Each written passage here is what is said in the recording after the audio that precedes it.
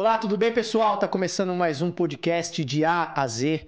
É o terceiro episódio esse do nosso programa que está iniciando, né? Queria primeiramente agradecer o estúdio JLA por nos ceder esse espaço, toda a produção, todas as câmeras, a filmagem, tudo, para que a gente possa realizar esse sonho de estar aqui batendo um papo, trazendo mais informações e conhecimento para vocês. Também queria agradecer a Home Help, né, a nossa patrocinadora, né? Se você precisa de qualquer serviço residencial, qualquer reparo na sua casa, entre em contato com a Home Help. Eles enviam um profissional até sua casa para te ajudar. Tudo, troca de lâmpada, troca de chuveiro, prateleira, encanamento, qualquer coisa que você precise, entre em contato com a Home Help. Também queria agradecer a El Rey por sempre estar comigo desde o início da minha trajetória como influenciador e por estar aqui nesse projeto comigo também, né? E hoje é um podcast mais que especial. Por que mais que especial, Bruno? Não vou falando da boca pra fora. Todo mundo que me conhece sabe o que eu apareci nas redes sociais criando conteúdo motivacional, falando um pouco das minhas histórias, inteligência emocional, né? E entre algumas pessoas que eu tinha como inspiração, hoje eu tenho o grande prazer de ter uma delas aqui comigo. Um best-seller, que é escritor de mais de 3 livros, né? Todos os livros dele de muito sucesso, mais de milhões, né? Tem quase 2 milhões nas duas redes sociais, né? De seguidores e sempre trazendo conhecimento, sabedoria, mudando a vida das pessoas, principalmente no campo das relações. Hoje eu estou aqui com Marcos Bulhões.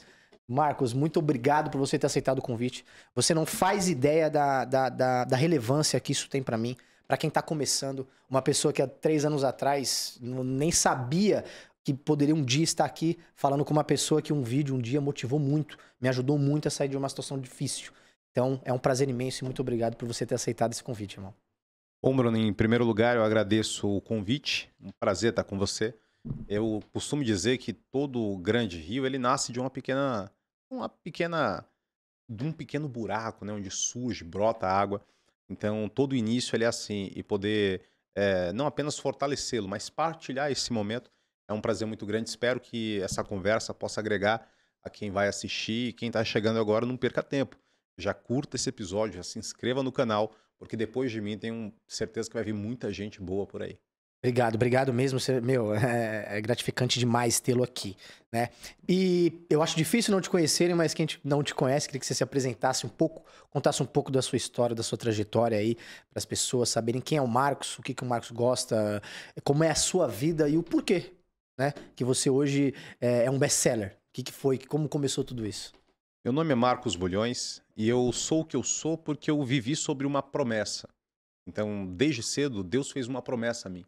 E eu tinha todos os pré-requisitos para não alcançar essa promessa. Quando eu era criança, eu quase morri em um ataque que teve perto da minha casa. Eu lembro que eu era novinho, eu tinha cerca de 3 anos, é a primeira memória que eu tenho. E uma quadrilha invadiu o bar na rua da minha casa para executar o dono do bar. E eu estava perto e estava com a roupa do Superman. E a criança, num universo mágico dela, eu acreditava que eu era o herói em questão. Eu lembro que corri até o bar para salvar alguém e no meio do caminho tinha uma pedra. Me escreveu Drummond de Andrade, né? Tinha uma pedra no meio do caminho. E aquela pedra fez com que eu tropeçasse, né? Tropeçando, eu lembro até hoje que eu caí, comecei a chorar. Minha mãe, quando viu eu correndo, desmaiou. Tinha acabado de ganhar o meu irmão. E aí o vizinho, Wesley, o vizinho veio, me pegou no colo, levou para casa. Até hoje ele conta essa história. E aquilo ali, Bruno, foi um episódio interessante, porque não fosse aquela pedra, eu não estaria aqui, provavelmente. E ali eu entendi desde cedo que alguns tropeços são cruciais em novos rumos, em novas histórias que nós vamos trilhar. Existem muitas pessoas que tropeçam no caminho e permanecem no chão. Mas o tropeço, ele não é fim. O tropeço, ele é ajuste de rota. É até interessante, porque a palavra derrota vem de derrotar, que é mudança de caminho. Rota é mudança de caminho. E a partir do momento que você se vê derrotado em uma questão, não significa que você fracassou. Significa talvez que você está no lugar errado, tentando a coisa errada e que aquela oportunidade de queda é uma oportunidade de você recomeçar e seguir a sua vida. Graças a Deus foi o que eu fiz. Aos 11 anos de idade, eu perdi o meu pai e morando em uma favela, e morando em uma periferia, minha mãe trabalhava 12, 14 horas. E eu, com 11 anos, meu irmão com 8, ficávamos em casa. Com isso, eu aprendi a cozinhar, aprendi a limpar a casa. aprendi a cuidar, por assim dizer, da minha casa e recebi diversos convites para embarcar em um mundo obscuro, né, de crime, de drogas. Mas como eu disse para você, a mão de Deus esteve estendida sobre mim. Quando eu comecei a me desenvolver, eu acredito que é um marco temporal na minha vida, que é 2009, aos 16 anos, quando de fato eu tenho um encontro com Deus. E a partir daquele momento, cara, era interessante porque, embora eu fosse jovem, aos 16 anos eu sentia um vazio tão grande dentro de mim, sabe? E aquele vazio não era preenchido com coisas naturais, com pessoas, com amigos. Era um vazio que era muito mais intenso e doloroso. E com o tempo eu descobri que nós temos em nós um vazio do tamanho de Deus. E quando eu encontrei com ele, ou melhor, quando ele me encontrou, esse vazio ele foi preenchido. E é interessante porque na atmosfera física eu morava no mesmo lugar. Eu tinha os mesmos amigos, eu fazia as mesmas coisas, eu tinha as mesmas faltas, mas a partir daquele momento algo de dentro para fora mudou. E eu ganhei uma nova mentalidade. Até o apóstolo Paulo escreve em Romanos, no capítulo 12, e ele diz: não se conforme com esse tipo de vida, com esse tipo de mundo, com esse tipo de pensamento, mas transforme essa vida através da renovação da sua mentalidade, do seu intelecto. E isso acontece para que a gente experimente a vontade de Deus. A partir daquele momento, eu ainda não era Marcos Bulhões, mas eu já tinha sobre mim, não é, essa proteção, essa promessa, essa alegria, essa felicidade. E quando eu tinha aproximadamente 23 anos, né, quase 5 anos depois, 6 anos depois, eu lembro que o meu noivado terminou, meu irmão foi preso, minha mãe teve câncer, e tudo que poderia ter dado de errado na minha vida no ano de 2015 deu errado. E a partir daquele momento, eu tinha 2 caminhos, como eu sempre digo, não me canso de dizer isso, porque muitas pessoas, talvez, que vão ver pela primeira vez, se enxerguem assim. Eu acredito, inclusive, Bruno, que quando nós perdemos algo que amamos, uma parte de nós vai junto. Sim. E por isso o significado da vida ele é comprometido.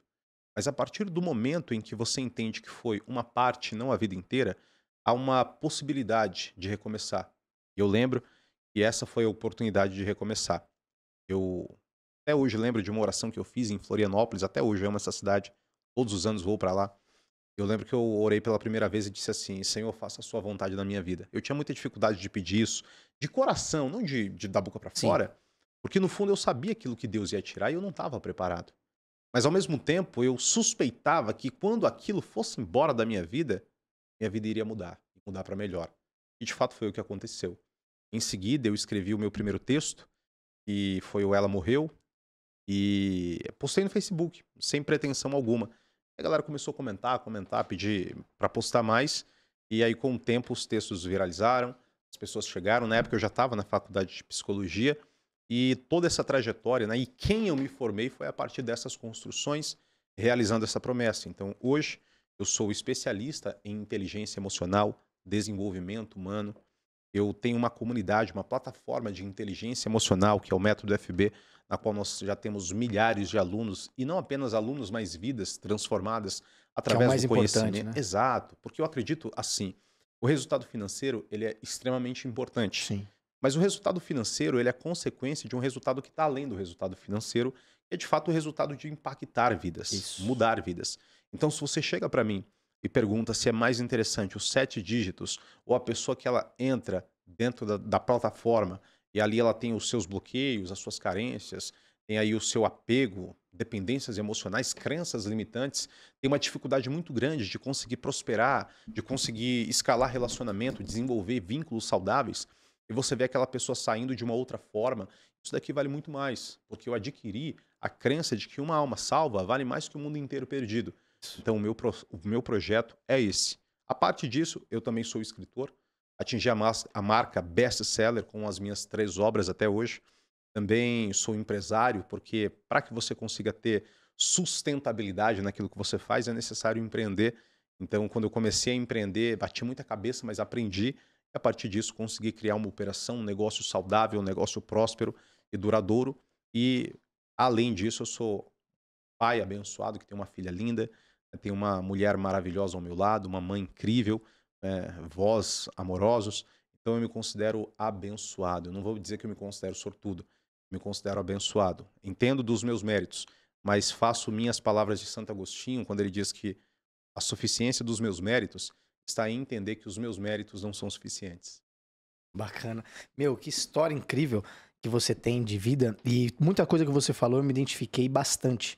Principalmente no fato de quanto Deus modificou a minha vida, né? Independente de religião, né? Eu acredito que Ele está em tudo. E quando a mudança que eu tive na minha vida também foi em 2013, quando eu tive o contato com a espiritualidade pela primeira vez. E no ano de 2013 pra trás, eu era uma pessoa totalmente diferente. Envolvida com coisa errada, repeti 4 anos no colégio, fui expulso de 2. Eu tinha uma mentalidade, uma mente totalmente diferente do que eu tenho hoje. Muitas pessoas. Ontem, inclusive, eu encontrei um conhecido de muito tempo na padaria, e ele falou isso, falou assim: Nossa, Bruno, é gratificante demais a gente ver você hoje no podcast, nesses lugares, falando tal, mas ao mesmo tempo, a gente que te conhece há muitos anos, quem não te viu nesse processo de evolução, às vezes acha que você tá mentindo, porque fala, meu, é impossível. Como é que ele conseguiu ter essa transformação toda em 10 anos na vida dele? E essa transformação veio através de Deus. Veio através desse contato que eu tive com ele. Né? Onde eu comecei a me desenvolver como um ser humano melhor, procurar cortar minhas imperfeições, coisas que vinham sendo como obstáculo para eu poder prosseguir, né? E lapidando isso, né? E você contando sobre isso, eu me identifiquei muito, eu achei muito bacana como Deus, né? A religião em si, depende da crença da pessoa, impacta na vida da Sim. gente. Quanto a gente precisa disso, que nem você falou do vazio. Eu acredito que todo mundo tem esse vazio dentro de si, que na hora que a gente consegue preencher de uma forma humana e séria, a gente consegue ver o progresso na nossa vida, mesmo com as mesmas ferramentas que nós tínhamos naquele campo limitado. E aí a gente faz com que aquele campo se expanda com a nossa abertura para esse novo, né? E, cara, é muito bacana o quanto isso é impactante na vida das pessoas. Eu acredito que muitas também se identificam com isso. E eu queria saber o interesse, principalmente no comportamento humano, na inteligência emocional. Ele saiu, foi junto com isso, com esse seu contato com Deus ou não? Foi em outro momento que você falou assim, meu, bacana, que da hora lidar com pessoas. Como que eu posso ajudá-las a ter uma vida mais saudável mentalmente? Porque a inteligência emocional é muito isso. Sim. O quanto as pessoas têm uma vida mais saudável mentalmente quando elas têm um controle das emoções, né? E explicando para as pessoas o que é inteligência emocional, porque muitas pessoas acreditam que você ser inteligente emocionalmente é você não ter emoções ruins, Sim, sendo que é o sim. contrário, né? Sim, Inteligência emocional é você sentir todas as emoções, que é impossível você controlá-las, mas você tomar as melhores decisões mediante essas emoções. Então eu queria que você contasse um pouco sobre a sua ligação com a inteligência emocional. Quando foi que ela entrou na sua vida? Eu comecei por necessidade. E a necessidade era necessidade sobre mim. Eu era uma pessoa. Eu tinha três pontos fracos. Eu enxergava isso em mim e aquilo impactava meus relacionamentos. Em primeiro lugar, eu era muito tímido. E se eu era tímido, embora eu sentisse muito no aspecto da emoção, eu não conseguia abrir esse sentimento e conseguir mostrar para a pessoa aquilo que eu sentia por ela. Então, em primeiro lugar, eu até aquele momento, né, perdia muitas oportunidades de me declarar ou de expressar o que eu sentia por conta de ser alguém extremamente tímido. Em segundo lugar, eu não tinha uma boa comunicação. Então, eu não conseguia colocar em palavras o que o meu coração sentia. Em terceiro lugar, eu era um cara muito inseguro. Então, pensa aí. Inseguro, péssimo de comunicação e extremamente com a autoestima assim baixíssima, né? Além de tímido. E aí eu percebi que esse problema que eu tinha, que me acompanhava, não era meu, estava comigo. Sim. E se estava comigo, era minha função e o meu dever, minha obra de homem, resolvê-lo. Inclusive, há uma frase do imperador Marco Aurélio que ele diz assim: quando acordares pela manhã indolente, preguiçoso, lembra-te dessa frase. Acordo todas as manhãs para retomar a minha obra de homem. Então, quando nós trabalhamos em quem nós somos, nós temos todas as possibilidades de tornar-nos quem nós sonhamos, ou até mais. Sim. Então, eu comecei por isso, por essa necessidade de sofrer menos por relacionamento. Eu lembro que a, o desprezo me matava, sabe? A ausência é uma palavra dura. Aquilo ali acabava comigo e eu lembro que eu tinha crise de pânico. Uma vez eu fui parar no hospital com o nariz sangrando porque eu estava com uma crise de ansiedade. Eu me tremia e era assim, era um terror, era um terror. E a partir daquele momento eu entendi que eu precisava de alguma coisa para resolver aquele problema. E aí veio o fim do meu relacionamento, e o fim do meu relacionamento abriu-se uma oportunidade. Quando um relacionamento acaba, o espaço que ele deixa, naturalmente, é confundido com solidão e isolamento. Porque pensa comigo, o amor, na maioria dos casos, ele ocupa o foco da vida das pessoas, que não deveria acontecer, inclusive. Ocupando o foco da vida das pessoas, elas pegam a própria casa, de maneira simbólica, o seu emocional, e elas alugam 90% dessas emoções para os relacionamentos. Então, se o relacionamento quebra um copo, a casa inteira sente. Sim. Se o relacionamento ele coloca uma palavra atravessada, o corpo inteiro sente. Essas dores se manifestam e são, inclusive, aumentadas, sabe? São acentuadas pelo controle que nós damos ao relacionamento. E aí, de repente, ele acaba. E agora o relacionamento acabando, a pessoa vai embora e ela leva tudo com ela. Então você fica com um espaço enorme e aí vem o medo da solidão. Inteligência emocional propõe que você ressignifique as suas emoções, alocando essas emoções nos sentimentos corretos, entendendo através de novas crenças que, em primeiro lugar, aquele espaço vazio ele pode ser encarado como solidão, sim. Só que a solidão, que é a emoção, dá raiz a dois sentimentos. Se você não tem a gestão das emoções e os seus pensamentos são por base de crenças limitantes ou crenças populares, você vai acreditar que aquela solidão é abandono, é rejeição, e você vai temer. Ao utilizar a inteligência emocional ao seu favor, você entende que a solidão, na verdade, é uma oportunidade para a liberdade. Porque se você não tem ninguém, ao invés de você pensar do lado negativo, que ninguém vai te mandar mensagem, e que ninguém vai te procurar, e que ninguém vai atrás de você, eu enxergo pelo lado positivo. E eu sei que se ninguém vai mandar uma mensagem, eu vou acordar de manhã e uma mensagem não vai estragar meu dia. Eu Sim. sei que ninguém vai estar atrás de mim me cobrando ou exigindo alguma coisa, então eu peso na balança as consequências e eu dou um olhar positivo para essas consequências, porque eu vou me responsabilizar por aquilo. Inclusive aí entra o aspecto da autorresponsabilidade. Eu adoto a gestão dessas emoções e eu ressignifico elas através dos sentimentos. Então, trabalhando em primeiro lugar comigo, porque eu não tinha alguém que me ajudasse, essa foi a necessidade, eu desenvolvi, né, um método pessoal que dava certo comigo. E esse método pessoal me ajudou a mudar de vida. A partir do momento que eu identifiquei que esse método pessoal ele era replicável, aí sim eu me aprofundei, me especializei e trouxe um método efetivo para conseguir ajudar o maior número de pessoas. Então hoje quando as pessoas olham o número de seguidores que eu tenho, 2 milhões de seguidores, mais de 2 milhões de seguidores, aquilo ali reflete apenas uma verdade que eu acredito. E quando o veneno vem, nós temos dois caminhos. Ou nós somos envenenados e nos tornamos quem nos feriu, ou nós criamos o antídoto. E agora nós podemos replicar a cura. Então o que eu faço hoje é isso. O que eu faço hoje não é apenas escrever, não é apenas falar palavras bonitas. O que eu falo hoje é levar cura para a vida das pessoas, transformação. Essa é a minha proposta. E através da inteligência emocional, que para que a galera que não sabe, nós temos duas mentes. Nós temos a nossa mente racional, nós temos a nossa mente emocional. Se você quiser ir um pouco mais a fundo, à luz da neurociência, nós temos dentro da nossa estrutura cerebral, nós temos um cérebro racional, que é o neocórtex, e nós temos um cérebro emocional, que inclusive é o nosso sistema límbico. No sistema límbico existe uma parte chamada amígdala, que não confunda com a, O com a pessoal amígdala que confunde, né? todo mundo conhece, que vem do latim do nome amêndoa, e ela é responsável, crucial, por fazer esses disparos que geram em nós essa química, através da dopamina, através da adrenalina, através da noradrenalina, que vão alterar a química do nosso corpo, por assim dizer, também as nossas reações. E é curioso porque as informações chegam primeiro no nosso sistema límbico. Então é por isso que quando alguém te fecha, você tem uma descarga de adrenalina e aí as suas mãos tremem e suas pernas tremem. E é curioso porque o nosso cérebro racional ele é extremamente sofisticado, mas o cérebro emocional ele é avançadíssimo também, ao ponto das pessoas sempre compararem inteligência através de QI Sim. e descartarem o fato de que a emoção nas vidas humanas e na história da humanidade foi tão ou mais crucial do que apenas a nossa racionalidade. Inteligência emocional não é apenas desligar a sua razão e trabalhar com a emoção ou vice-versa. É o Pelo equilíbrio, contrário, né? é buscar os elementos, conhecimentos e crenças que vão levar a que ambos trabalhem em harmonia.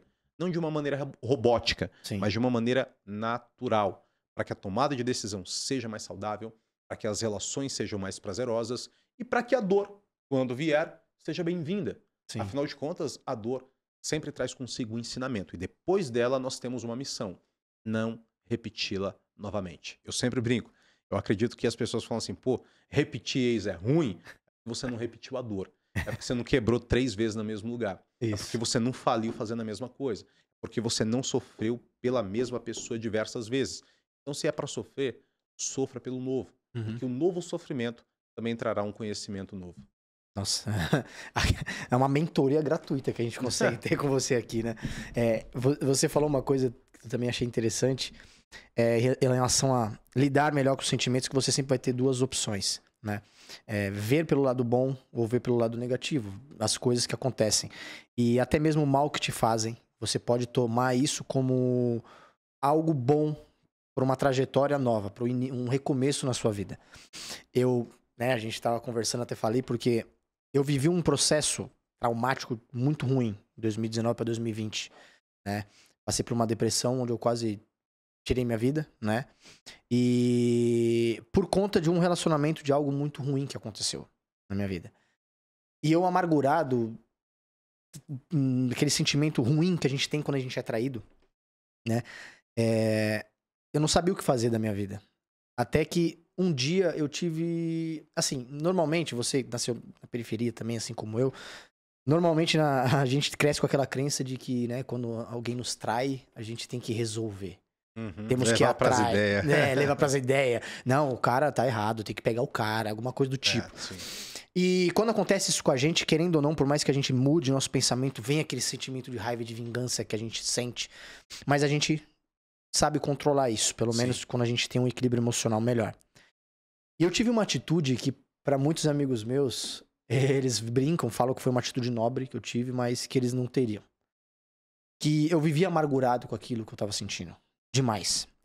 E eu tive a brilhante ideia de entrar em contato com o rapaz que participou dessa traição comigo. Ele ficou em choque na hora que eu ouviu, né? Por quê? Aquela mentalidade. Vai querer arrumar confusão, tá vindo uma briga. E eu viro pra ele e falo assim, ó, eu só te liguei porque eu queria ouvir de você. Queria saber o que você tem pra me falar.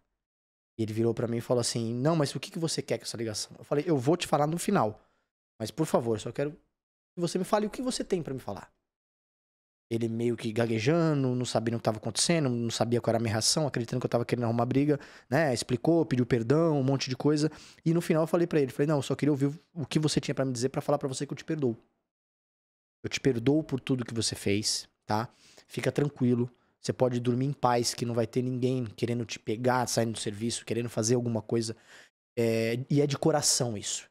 E aproveitando a oportunidade, eu queria também te pedir perdão. Te pedir perdão por 1 ou 2 dias. Naquele grau de emoção desequilibrada, eu desejei seu mal. Eu desejei o mal pra você. Eu pensei em te fazer algum mal. Por mais que eu não tenha dado segmento naquilo, eu pensei. E hoje eu sou um ser humano que eu acho que até o sentir, eu preciso pedir perdão pra você por isso. Então eu quero pedir perdão pra você. Ele ficou sem reação, meu, caramba, porra, não imaginava. Até falou uma besteira, falou assim, nossa, se a gente tivesse conhecido outra época, a gente podia ser amigo. Mas assim, eu queria fazer uma observação na sua postura e na resposta dele. Há uma palavra que diz assim, que quando você perdoa alguém que te faz o mal, é como se você amontoasse brasa na cabeça dela. É como se de fato você pegasse brasas de fogo e colocasse na cabeça dela. Sim. Porque ela espera uma devolutiva. Sim. E aí você vai lá, perdoa, e quando você perdoa, aí você se vinga.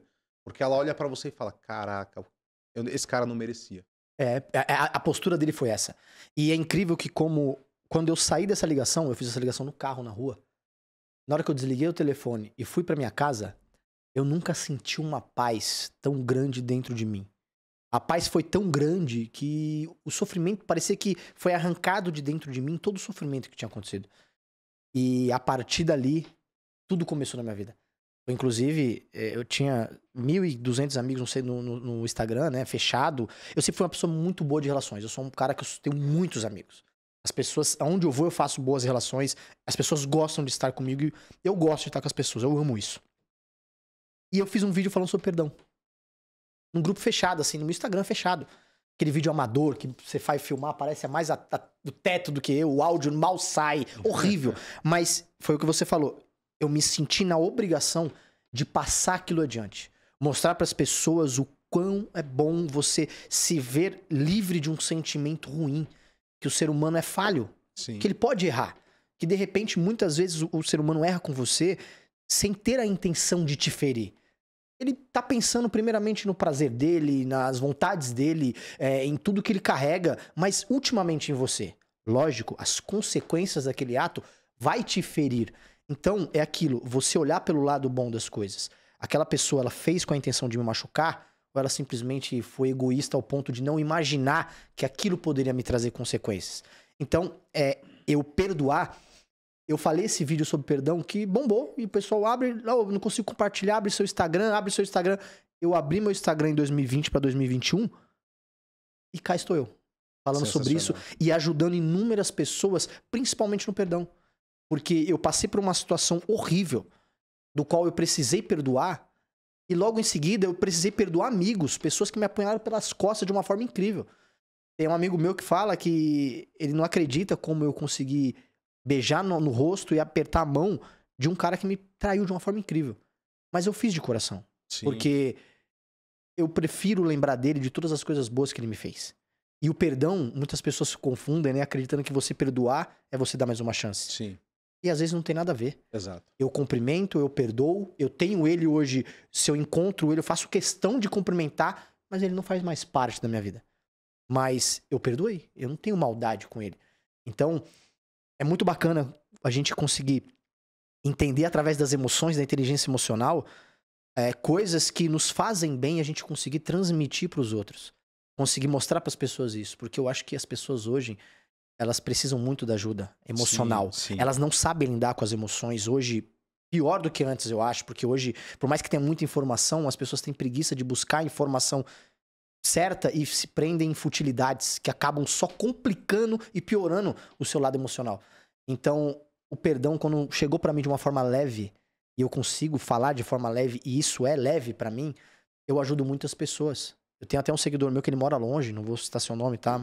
Mas você vai saber que é você. Que há 1 ano e meio atrás, quando ele me conheceu nas redes sociais, ele mandou uma mensagem pra mim que ele tava pensando em tirar a sua própria vida. Por questões de não perdoar, né, pessoas fizeram mal pra ele. E eu ajudei esse cara em mensagens diárias e conversas e mandando mensagem pra saber se ele tava bem, como é que ele tava, de uma forma que um dos problemas que ele tinha era com os filhos, com a família. E essa semana eu fiquei muito feliz que ele postou uma foto no sítio, ele com a família dele, com o neto dele no colo. Que vitória. Então, é gratificante demais isso, né? A inteligência emocional é isso, né? E você fala de uma forma tão com tanta propriedade, né? Eu tenho 2 diplomas de inteligência emocional, mas estudei muito pouco, porque eu me apaixonei por ela no desenvolver. Eu senti que eu tinha facilidade com isso. No autotratamento. Isso, o autotratamento que eu tive, pela transformação de um Bruno todo errado para um Bruno hoje que ajuda pessoas, inclusive foi o que eu te falei, tem projetos sociais que eu ajudo inúmeras pessoas. Um Bruno que repetiu muitos anos no colégio, hoje é um cara que se dedica aos estudos, que quer aprender, que procura informação, um cara que tava pensando em tirar sua própria vida e hoje inspira e ajuda pessoas a não fazerem a mesma coisa. Sim. Então, eu acho que essa transformação que eu tive na minha vida foi pela facilidade que eu tenho com as emoções, com lidar com as emoções, mas também por ver inspirações, ver pessoas que falam disso de uma forma fantástica. Eu vejo você, né, o Pedro Calabres, essas pessoas que falam de inteligência emocional de uma forma tão leve, né? Como eu te falei, um vídeo seu no TikTok há 2 anos atrás, eu tenho até ele salvo aqui. Tu lembra qual que era? Pra você ter uma ideia, eu não consegui achar ele, mas eu salvei um outro que você falava similarmente uma coisa parecida. Eu salvei hoje para que eu não pudesse esquecer de falar com você, só que esse daqui você já falou num podcast, mas era um vídeo sobre perdão, praticamente perdão, que você falava sobre não esquecer. Sim. Você falava sobre que a gente consegue esquecer, mas a gente não deleta as coisas da nossa vida. Exato. Há uma diferença. Há uma diferença. Então, é fantástico isso daí. Eu só tenho que te agradecer por tudo que você faz pelas pessoas e fez por mim também, porque muitos vídeos seus me inspiram até hoje. A Né? missão, a E missão a é missão é essa, né? eu até queria fazer uma observação na sua frase bem assertiva, né? Sobre a mágoa e o perdão. A mágoa é uma mochila que você abre e coloca tudo de ruim que você sente por uma pessoa dentro dela. Você pega, fecha a mochila, bota nas costas e vai embora. Com o tempo, se torna difícil recomeçar, porque existe um peso nas suas costas. Além do fato de que naquela mochila existem coisas ruins e elas exalam um cheiro diferente. É por isso que você lembra Sim. daquilo que aconteceu. E aí você se pergunta, mas eu já fui embora, eu não tenho mais contato, eu bloqueei. Só que a mágoa que você guarda ainda te liga àquela pessoa. Sim. Porque mágoa é sentimento. Uhum. Quando você toma a decisão de perdoar, não significa que você vai voltar correndo para os braços daquela pessoa e vai olhar para ela e vai dizer assim, eu te dou mais uma chance. Pelo contrário, perdoar é tirar a mochila. Sim. Perdoar é livrar as costas. É deixar aquela mochila pesada no chão e seguir em frente, muito mais leve. Perdão não significa necessariamente reconciliação. Inclusive, o perdão, ele beneficia muito mais quem perdoa do que quem é perdoado. Sim. Porque pensa comigo, você se depara com uma serpente no meio do caminho. Essa serpente, ela te ataca. E quando ela ataca você, você olha a ferida, corre para se cuidar. E quando você toma a decisão de curar aquela ferida, que é o perdão, cuidar da ferida para que ela não se inflame e não leve você embora e você não se torne quem te feriu através da mágoa, ao curar, você não mudou a vida da serpente, você não mudou a história da serpente, ela vai continuar sendo serpente. Mas você vai continuar sendo quem você é Uhum. e vai ser melhor. Então, perdoar as pessoas não te obriga a conviver com elas. Isso. Perdoar aquilo que te causaram, na verdade, é se livrar da memória negativa que ainda vai levar você de volta àquele trauma. O perdão não beneficia o ofensor. O que beneficia o ofensor é a decisão do ofensor de mudar a própria vida. O perdão beneficia o ofendido, porque você olha para ele e fala, eu sei que você me magoou, eu sei que você me feriu, eu sei que você partiu meu coração, mas eu perdoo você. Eu vou seguir em frente. Que você seja feliz ou que você não seja feliz, que as coisas deem certo ou deem errado. Até desejo que tudo dê certo, mas entenda que a partir desse momento nós caminhamos para direções opostas. E da minha parte, eu nunca vou te desejar nenhum mal, até porque nós oferecemos o que nós temos, porque temos o que somos. Bonita essa frase, hein? Nós oferecemos o que temos. Porque temos o que somos. A gente só oferece o que a gente Isso. é. Às vezes até algumas pessoas tentam oferecer o que não são, mas o tempo revela a verdade. Isso. E vai ter prazo de validade tudo que ela tá te oferecendo, né? Tenha certeza. E como você falou, a gente tava falando sobre mágoa, existem muitas pessoas que têm dificuldade disso, do perdão. Porque elas realmente acreditam que elas lembram sempre daquela situação, então elas acreditam que elas não conseguem se livrar dessa mágoa, né? Eu particularmente, até hoje, eu lembro do que me aconteceu. Mas isso não me dói mais, né? Então, o que você teria pra falar pra essas pessoas que acreditam nisso? Que elas não conseguem perdoar porque elas lembram do que aconteceu? Aí é que tá o segredo da inteligência emocional. Porque o lembrar vai existir. A grande questão não é a memória, é como eu lembro. Ou seja, como eu uso essa memória. Então, se a pessoa ela passa por uma traição, essa traição, obviamente, desperta uma memória de um evento traumático. E essa memória, no aspecto do trauma, vai desenvolver consequências de bloqueios para novos relacionamentos, no aspecto da confiança dessa pessoa, e será difícil sim para ela confiar novamente. Quando ela não perdoa, a mágoa, através da memória negativa, ela ainda vai existir, e ao lembrar vai doer. Quando ela entende, e aqui eu acredito que é o primeiro ponto, você entender que o perdão, ele é sobre você e não é sobre o outro. Esse é o primeiro ponto. E o segundo ponto é entender que as pessoas falam de perdão e de desculpa, mas amigo, desculpar é deixar pra lá. Isso. Perdoar é deixar pra trás. Isso. Então, quando eu tomo a decisão de perdoar a traição, eu tô olhando pra pessoa e tô falando, o que você fez eu não tô deixando pra lá. O que você fez eu tô deixando pra trás. Por que eu tô deixando pra trás? Porque eu quero seguir em frente, eu não vou olhar para aquilo que aconteceu. Com isso, essa memória, ela é ressignificada. E ao lembrar da traição, eu não lembro que a traição me parou. Eu lembro que a traição, ela proporcionou a mim desvincular de uma pessoa que me fez o dano e a partir daquele momento seguir em frente. E olha que só que coisa interessante. Todas as pessoas que eu conheço que perdoaram, nenhuma delas chegaram e falaram assim, eu quero perdão de volta. Não. Ah, Que coisa interessante. Nenhuma das pessoas que perdoaram chegaram assim e falaram assim, ó, quer saber de uma coisa? Eu me arrependi de ter perdoado e eu quero esse perdão novamente. me Não, por quê? devolva. Exato, porque o perdão, até a origem da palavra perdão, né, perdono, significa uma perda considerável, porém é uma perda voluntária. É Sim. quando eu tomo a decisão de perder a mágoa que eu sinto por você. A partir desse momento, quando eu lembrar, eu vou lembrar de uma maneira diferente. Inclusive, isso também aí há uma observação, existe um tempo, né? No começo, você lembra e chora. Isso. É sensibilidade. Tá tudo novo. Doeu. Você tá tentando voltar a andar com uma perna só, porque Uhum. você andava com duas no aspecto do Isso. relacionamento. Você tá tentando voltar a viver com um coração só, porque antigamente haviam dois. Você vai voltar a assistir aquela série preferida sem a sua companhia. No começo dói, é difícil, parece que você não vai suportar. Depois de um tempo, você começa a se adaptar. O gosto da pessoa ainda faz falta, mas agora o sol brilha diferente. Você consegue já tomar seu banho, colocar sua roupa, ir para o seu trabalho, e às vezes as memórias visitam e ainda dói, mas dói ainda menos. Sim. E aí você percebe que o tempo vai passando. Com o tempo, aquela memória vai sendo ressignificada, porque às vezes você tem a surpresa de descobrir que a pessoa que deixou você para trás, a pessoa que terminou com você, ou até a pessoa que às vezes você terminou, ela, se é problemática, está desenvolvendo esses mesmos problemas agora com outra pessoa. E você olha e fala, cara, que livramento. Isso é Você verdade. lembra, só que dói um pouquinho, porque Sim. você fala, poxa, mas às vezes É. esse livramento também não foi tão livramento. Só que a cura definitiva, a cura decisiva, é quando você não faz mais questão de lembrar. Sim. É quando alguém vem perguntar da pessoa e você fala, cara, eu não gostaria de falar sobre É. isso. E não é porque você está incomodado, é porque esse assunto perdeu a graça, igual Uhum. um chiclete que perdeu o sabor e agora você tem que jogar para fora da boca. Isso faz todo sentido. Você sabe que superou, quando lembra, não dói.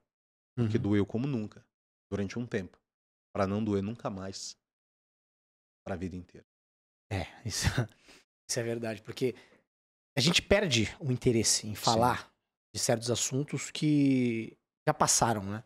Eu, particularmente, é engraçado como algumas pessoas à sua volta, elas voltam sempre a insistir Você nesse sabe por quê? assunto. Por quê?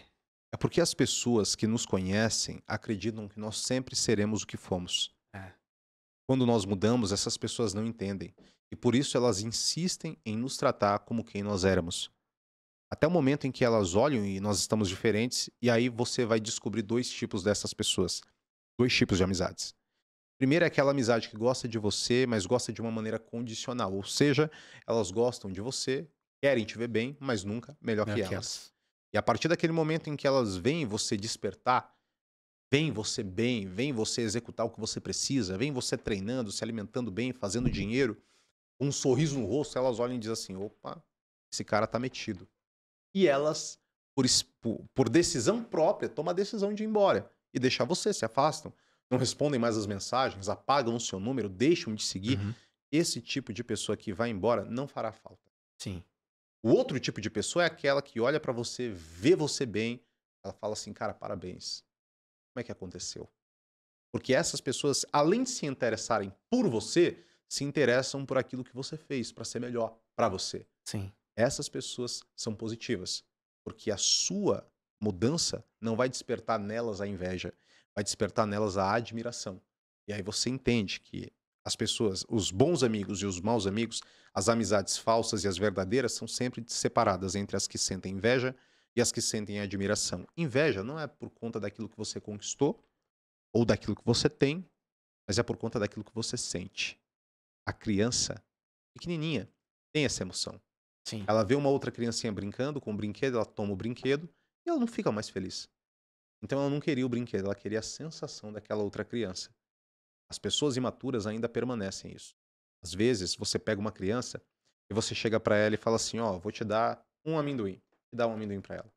Pro seu irmão eu vou dar 2. E ela fala, ah, mas não é justo. Mas até então aquela criança não tinha nenhum amendoim. Sim. E ela ganhou um amendoim. Então, em tese, ela foi de uma pessoa que não tinha nada para alguém privilegiado, que ganhou algum presente. Só que quando ela se compara e olha que o outro tem dois, para ela, o único que ela tem dói mais Dói do que mais. aquele que ela não tinha. Entende? Sim. Por isso que eu sempre digo que a comparação é a mãe da tristeza. Uhum. Sempre que você compara, Bruno, você vai perder. Porque sempre haverá um homem mais bonito, uma mulher mais bonita, sempre haverá alguém que tenha mais dinheiro, mais sucesso, mais engajamento. Então, Bulhões, como é que eu consigo utilizar a inteligência emocional para que eu consiga usar isso ao meu favor e deixe de me comparar, entendendo que você tem um elemento que te torna especial. É que, embora no mundo da comparação você sempre perca, no mundo da singularidade você é vencedor. Porque, embora existam pessoas que sejam melhores do que você em todas as outras coisas, ninguém é melhor do que você em ser você. Você. Quando nós temos saudade de alguém, nós não temos saudade daquilo que a pessoa tem. Nós temos saudade daquilo que a pessoa é. Então, quando você entende que você é único, ali existe um tesouro. Porque você vai parar de olhar para fora e vai começar a olhar para dentro. E vai buscar, sim, fazer aquilo que te torna melhor naquilo que você é, naquilo que você sente e também naquilo que você sonha. A felicidade é uma experiência individual. É. Caramba. A felicidade, ela é realmente é uma escolha individual e ela é momentânea, né? E como a gente lida com amizades, né? Somente, não sei, eu tô vivendo isso agora, você deve viver isso há mais tempo. Da mesma forma que você falou que existem pessoas que vão te invejar, né? Pelas conquistas que você vai tendo. Também tem aqueles amigos que desapareceram durante muito tempo, mas nesse momento eles retornam, né? É muito engraçado. Eu, principalmente, até falei pra um conhecido essa semana, que tem um amigo que... Conhecido, não é um amigo, mas um conhecido que, quando ficou sabendo que eu tava com o podcast, ele começou a me mandar mensagem de novo. Pô, tem como você divulgar minha marca lá, fazer não sei o quê, dar essa força, isso e aquilo. E quando eu falei pra ele que não dava, porque é um negócio hoje, né? A gente, né? E não tem problema nenhum em fazer por amigos, mas amigos de verdade, não conhecidos. Ele até falou assim, pô, mas falou pra outro amigo que eu tava mala, né? Mas eu acho engraçado porque faz 3 anos que eu tô batalhando, postando um vídeo todo dia no TikTok, mexendo no meu Instagram, produzindo conteúdo, fazendo vídeo, tentando crescer de alguma forma, tentando passar Lidando mensagem. com as suas inseguranças. Isso, passando mensagem, tentando ajudar as pessoas. E essa mesma pessoa, ela nunca compartilhou um vídeo meu. Olha aí. Ela nunca pegou um vídeo meu, nem que foi um de bom dia simples, e compartilhou lá pra me dar uma força. Mas na hora que ela viu que agora ela pode ter vantagem, né? E eu só recusei, só falei que não dava, né? Por conta de que é algo profissional agora e não sou só eu envolvido. Essa pessoa me acha mala. Mas é engraçado isso, né? Tem até uma frase, um texto que eu tem um vídeo meu que eu falo que falaram assim: pô, Bruno, é fácil você crescer nas redes sociais porque você tem muitos amigos. Você é uma pessoa que onde você vai, você conhece gente, velho. Você parece vereador se você anda na zona norte de São Paulo. E aí eu respondi essa pessoa falando assim: se eu dependesse dos meus amigos pra crescer, eu tava ferrado, velho. Porque eu acho que eu conto nos dedos os amigos que compartilhavam algum vídeo meu.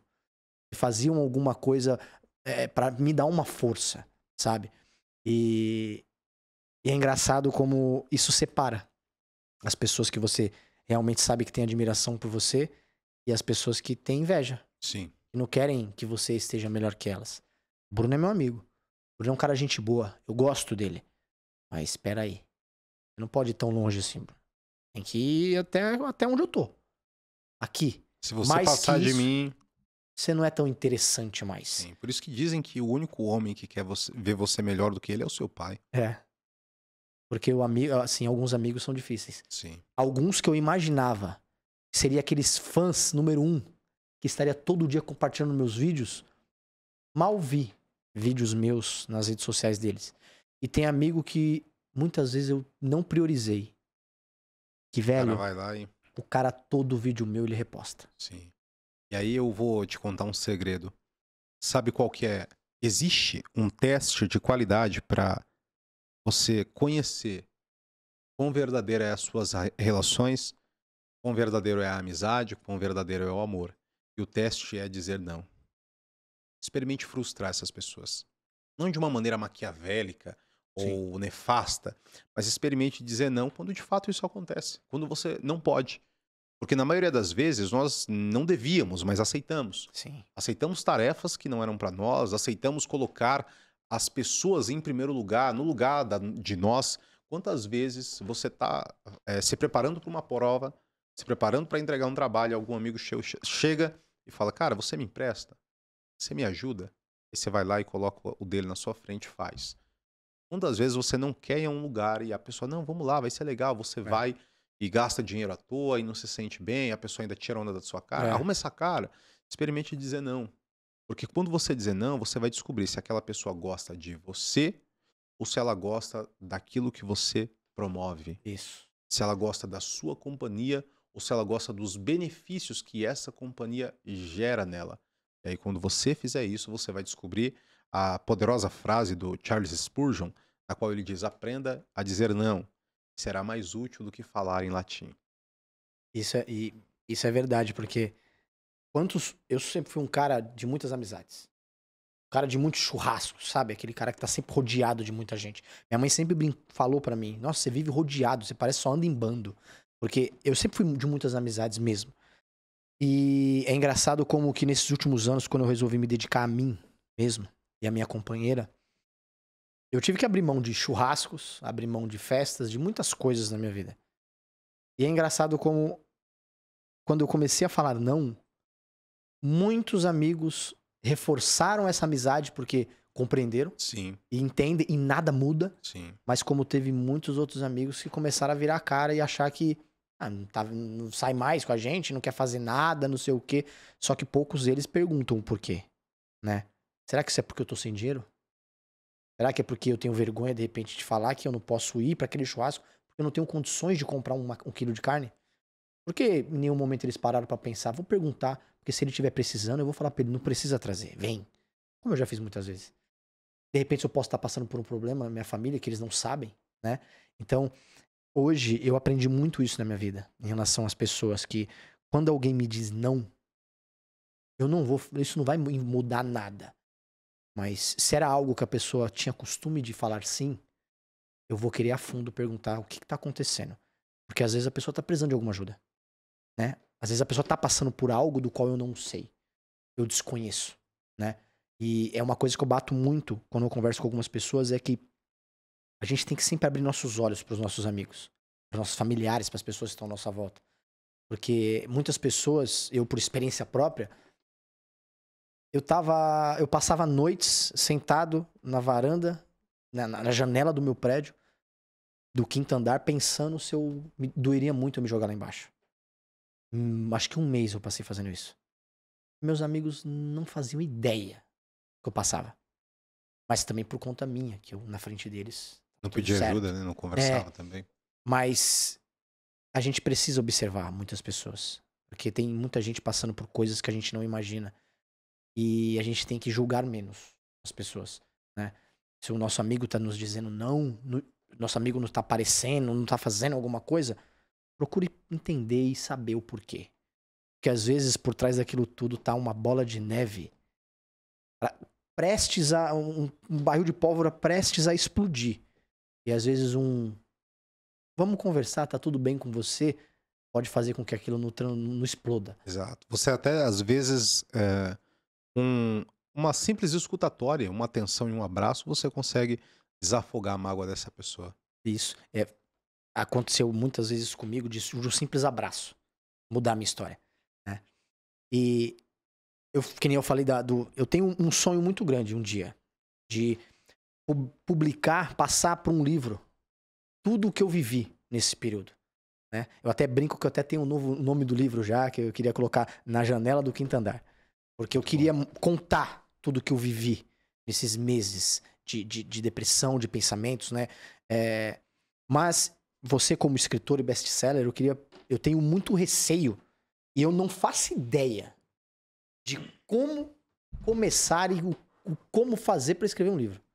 E você, best-seller nisso, queria que você falasse um pouco sobre qual foi a experiência, o que você sentiu, o que te motivou a escrever os livros, né? Qual a sensação que você teve do início de escrever, durante a escrita e depois o resultado de todos esses livros? Os 3 livros foram escritos de formas diferentes e também em momentos diferentes. Meu primeiro livro foi o Elucubrações. E o Elucubrações, a ideia da palavra elucubrações são a junção de 2 palavras latinas, lux, luz, brare, que dá a ideia do pensamento. Então seriam reflexões sobre a luz do conhecimento que você faz de maneira individual e que aquilo ganha formato e clareza para si mesmo. Daí vem a ideia da luz. E o Elucubrações eram insights que eu tinha, eram pensamentos que eu tinha, só que eu gostava muito e para mim fazia muito sentido. O exemplo é a frase: fui correr atrás de você, tropecei no amor próprio e caí na real. Essa frase foi muito interessante porque eu a escrevi quando eu estava no centro de São Paulo. O sinal fechou para mim, eu fui atravessar, atrasado, e aí eu parei e o cara que estava atrás de mim correu. Quando ele correu, ele tropeçou, caiu lá na frente, o carro quase atropelou ele. Aí eu olhei Nossa. aquilo e aí veio o inside, não é? Falei assim, caraca, fui correr atrás de você, tropecei no amor próprio e caí na real. E é interessante, porque quando você corre muito atrás de alguém, uma hora ou outra aquela pessoa ela dá uma patada em você, ela às vezes até humilha você pra ver se você larga do pé dela. E aí quando você cai, quando você tropeça, e você entende que existe um lugar que você está passando a fronteira do aceitável para si, que você está depreciando a sua imagem, ali é o momento de você olhar e falar assim: opa, eu estou emocionado. Estou correndo atrás de alguém que tinha que estar do meu lado. Se essa pessoa decidiu se afastar de mim, eu preciso me afastar dela também. Reciprocidade até o fim. Agora, se eu corro atrás, eu estou me depreciando. E o amor Sim. próprio ele é excelente em passar uma rasteira. E aí você cai na real. Caindo na real, você vai se levantar e vai seguir em frente, como Shakespeare coloca, né? Algumas quedas servem para que a gente levante mais feliz. E eu, particularmente, vivenciei essa experiência. Então, eu escrevi esses pensamentos no Elucubrações. E, cara, é um livro maravilhoso. Eu lembro de uma parte desse livro, de um poeminha, que não foi para o Elucubrações, e até hoje eu sinto muito. E dizia mais ou menos assim, né? Essa noite fiz uma prece e contei ao céu sobre a sua partida. As nuvens pensaram ser um poema triste e choraram a noite toda. Eu escrevi isso numa noite chuvosa e a chuva batendo no telhado me lembrava aplauso, sabe? E aí Sim. veio aquela ideia. Eu falei assim, poxa, eu fui orar, fui falar sobre você. Essa oração subiu, só que quando ela chegou na atmosfera, né? Quando ela chegou nas nuvens, antes do reino espiritual, do trono de Deus, elas escutaram e choraram porque pensaram ser um poema, mas na verdade era um desabafo. Gosto muito. Então, essa primeira experiência foi maravilhosa. Foi uma experiência em que eu não me coloquei tempo, mas escrevi em 2 meses. E foi uma experiência mais leve, porque eu escrevi diversas outras coisas e reuni em um compilado. Tanto que quem lê o meu primeiro livro, o Elucubrações à Primeira Vez, seja através do e-book ou o agraciado que conseguiu o livro impresso, que é muito difícil, eu reprimo mesmo essa demanda porque eu só quero que chegue na mão de quem quer ler. Sim. Ah, Bonilhas, eu quero te ajudar. Amigo, ajuda outra Não, pessoa. Deus me ajuda. Não vem comprar nada pra me ajudar, não. tem que pegar pra ler. E aí, no final, sim, eu escrevi uma crônica, né, um conto. Esse livro aqui, que é o El Ex-Amor, é o segundo livro. E aí ele já foi diferente. Eu montei a estrutura de um romance para falar sobre o medo de amar de novo, sobre relacionamentos abusivos, sobre relações tóxicas e como se posicionar. Como é que essas pessoas elas manifestam quem são? Inclusive até às vezes narcisistas. E o narcisista, ele trata você como se você fosse um grande espelho, na qual ele olha pra você, ele não te enxerga, ele só vê ele Sou ele. através de você. E você acha que ele gosta de você porque você fortalece esse ego dele, esse egocentrismo. Então, se você elogia, se você vai lá, fala e faz, e aí ele vai lá e te trata bem, mas o tratamento dele não é movido por conta de um sentimento por você.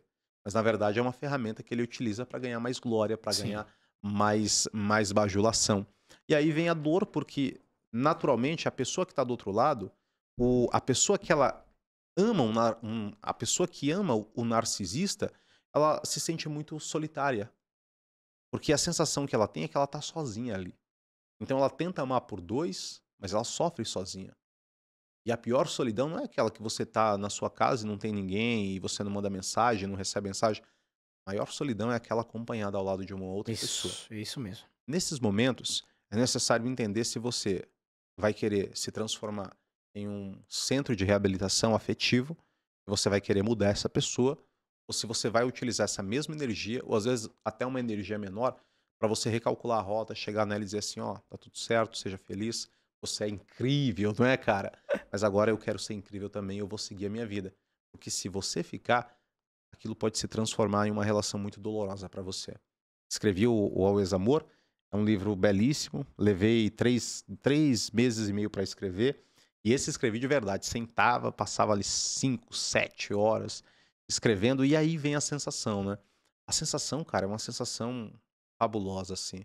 É como se, um exemplo, você senta para escrever, você começa e aí você, sabe, viaja, e daqui a pouco você para de escrever e você olha no relógio e passaram 3, 4, 5 horas e você não viu aquilo passar.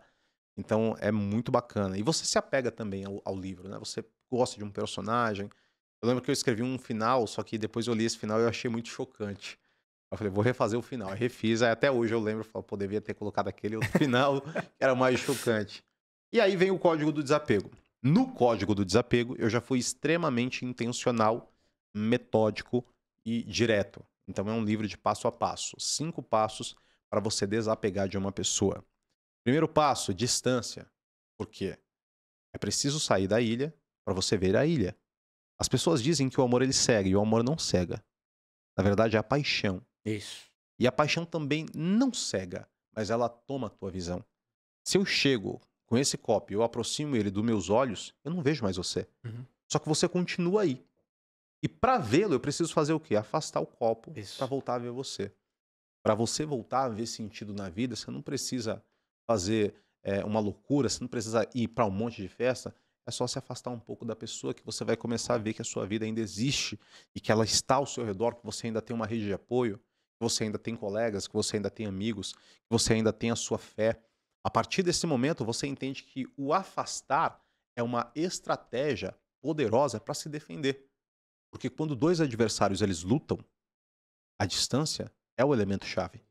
E se eu tô perto demais, eu posso ser golpeado e ir a nocaute.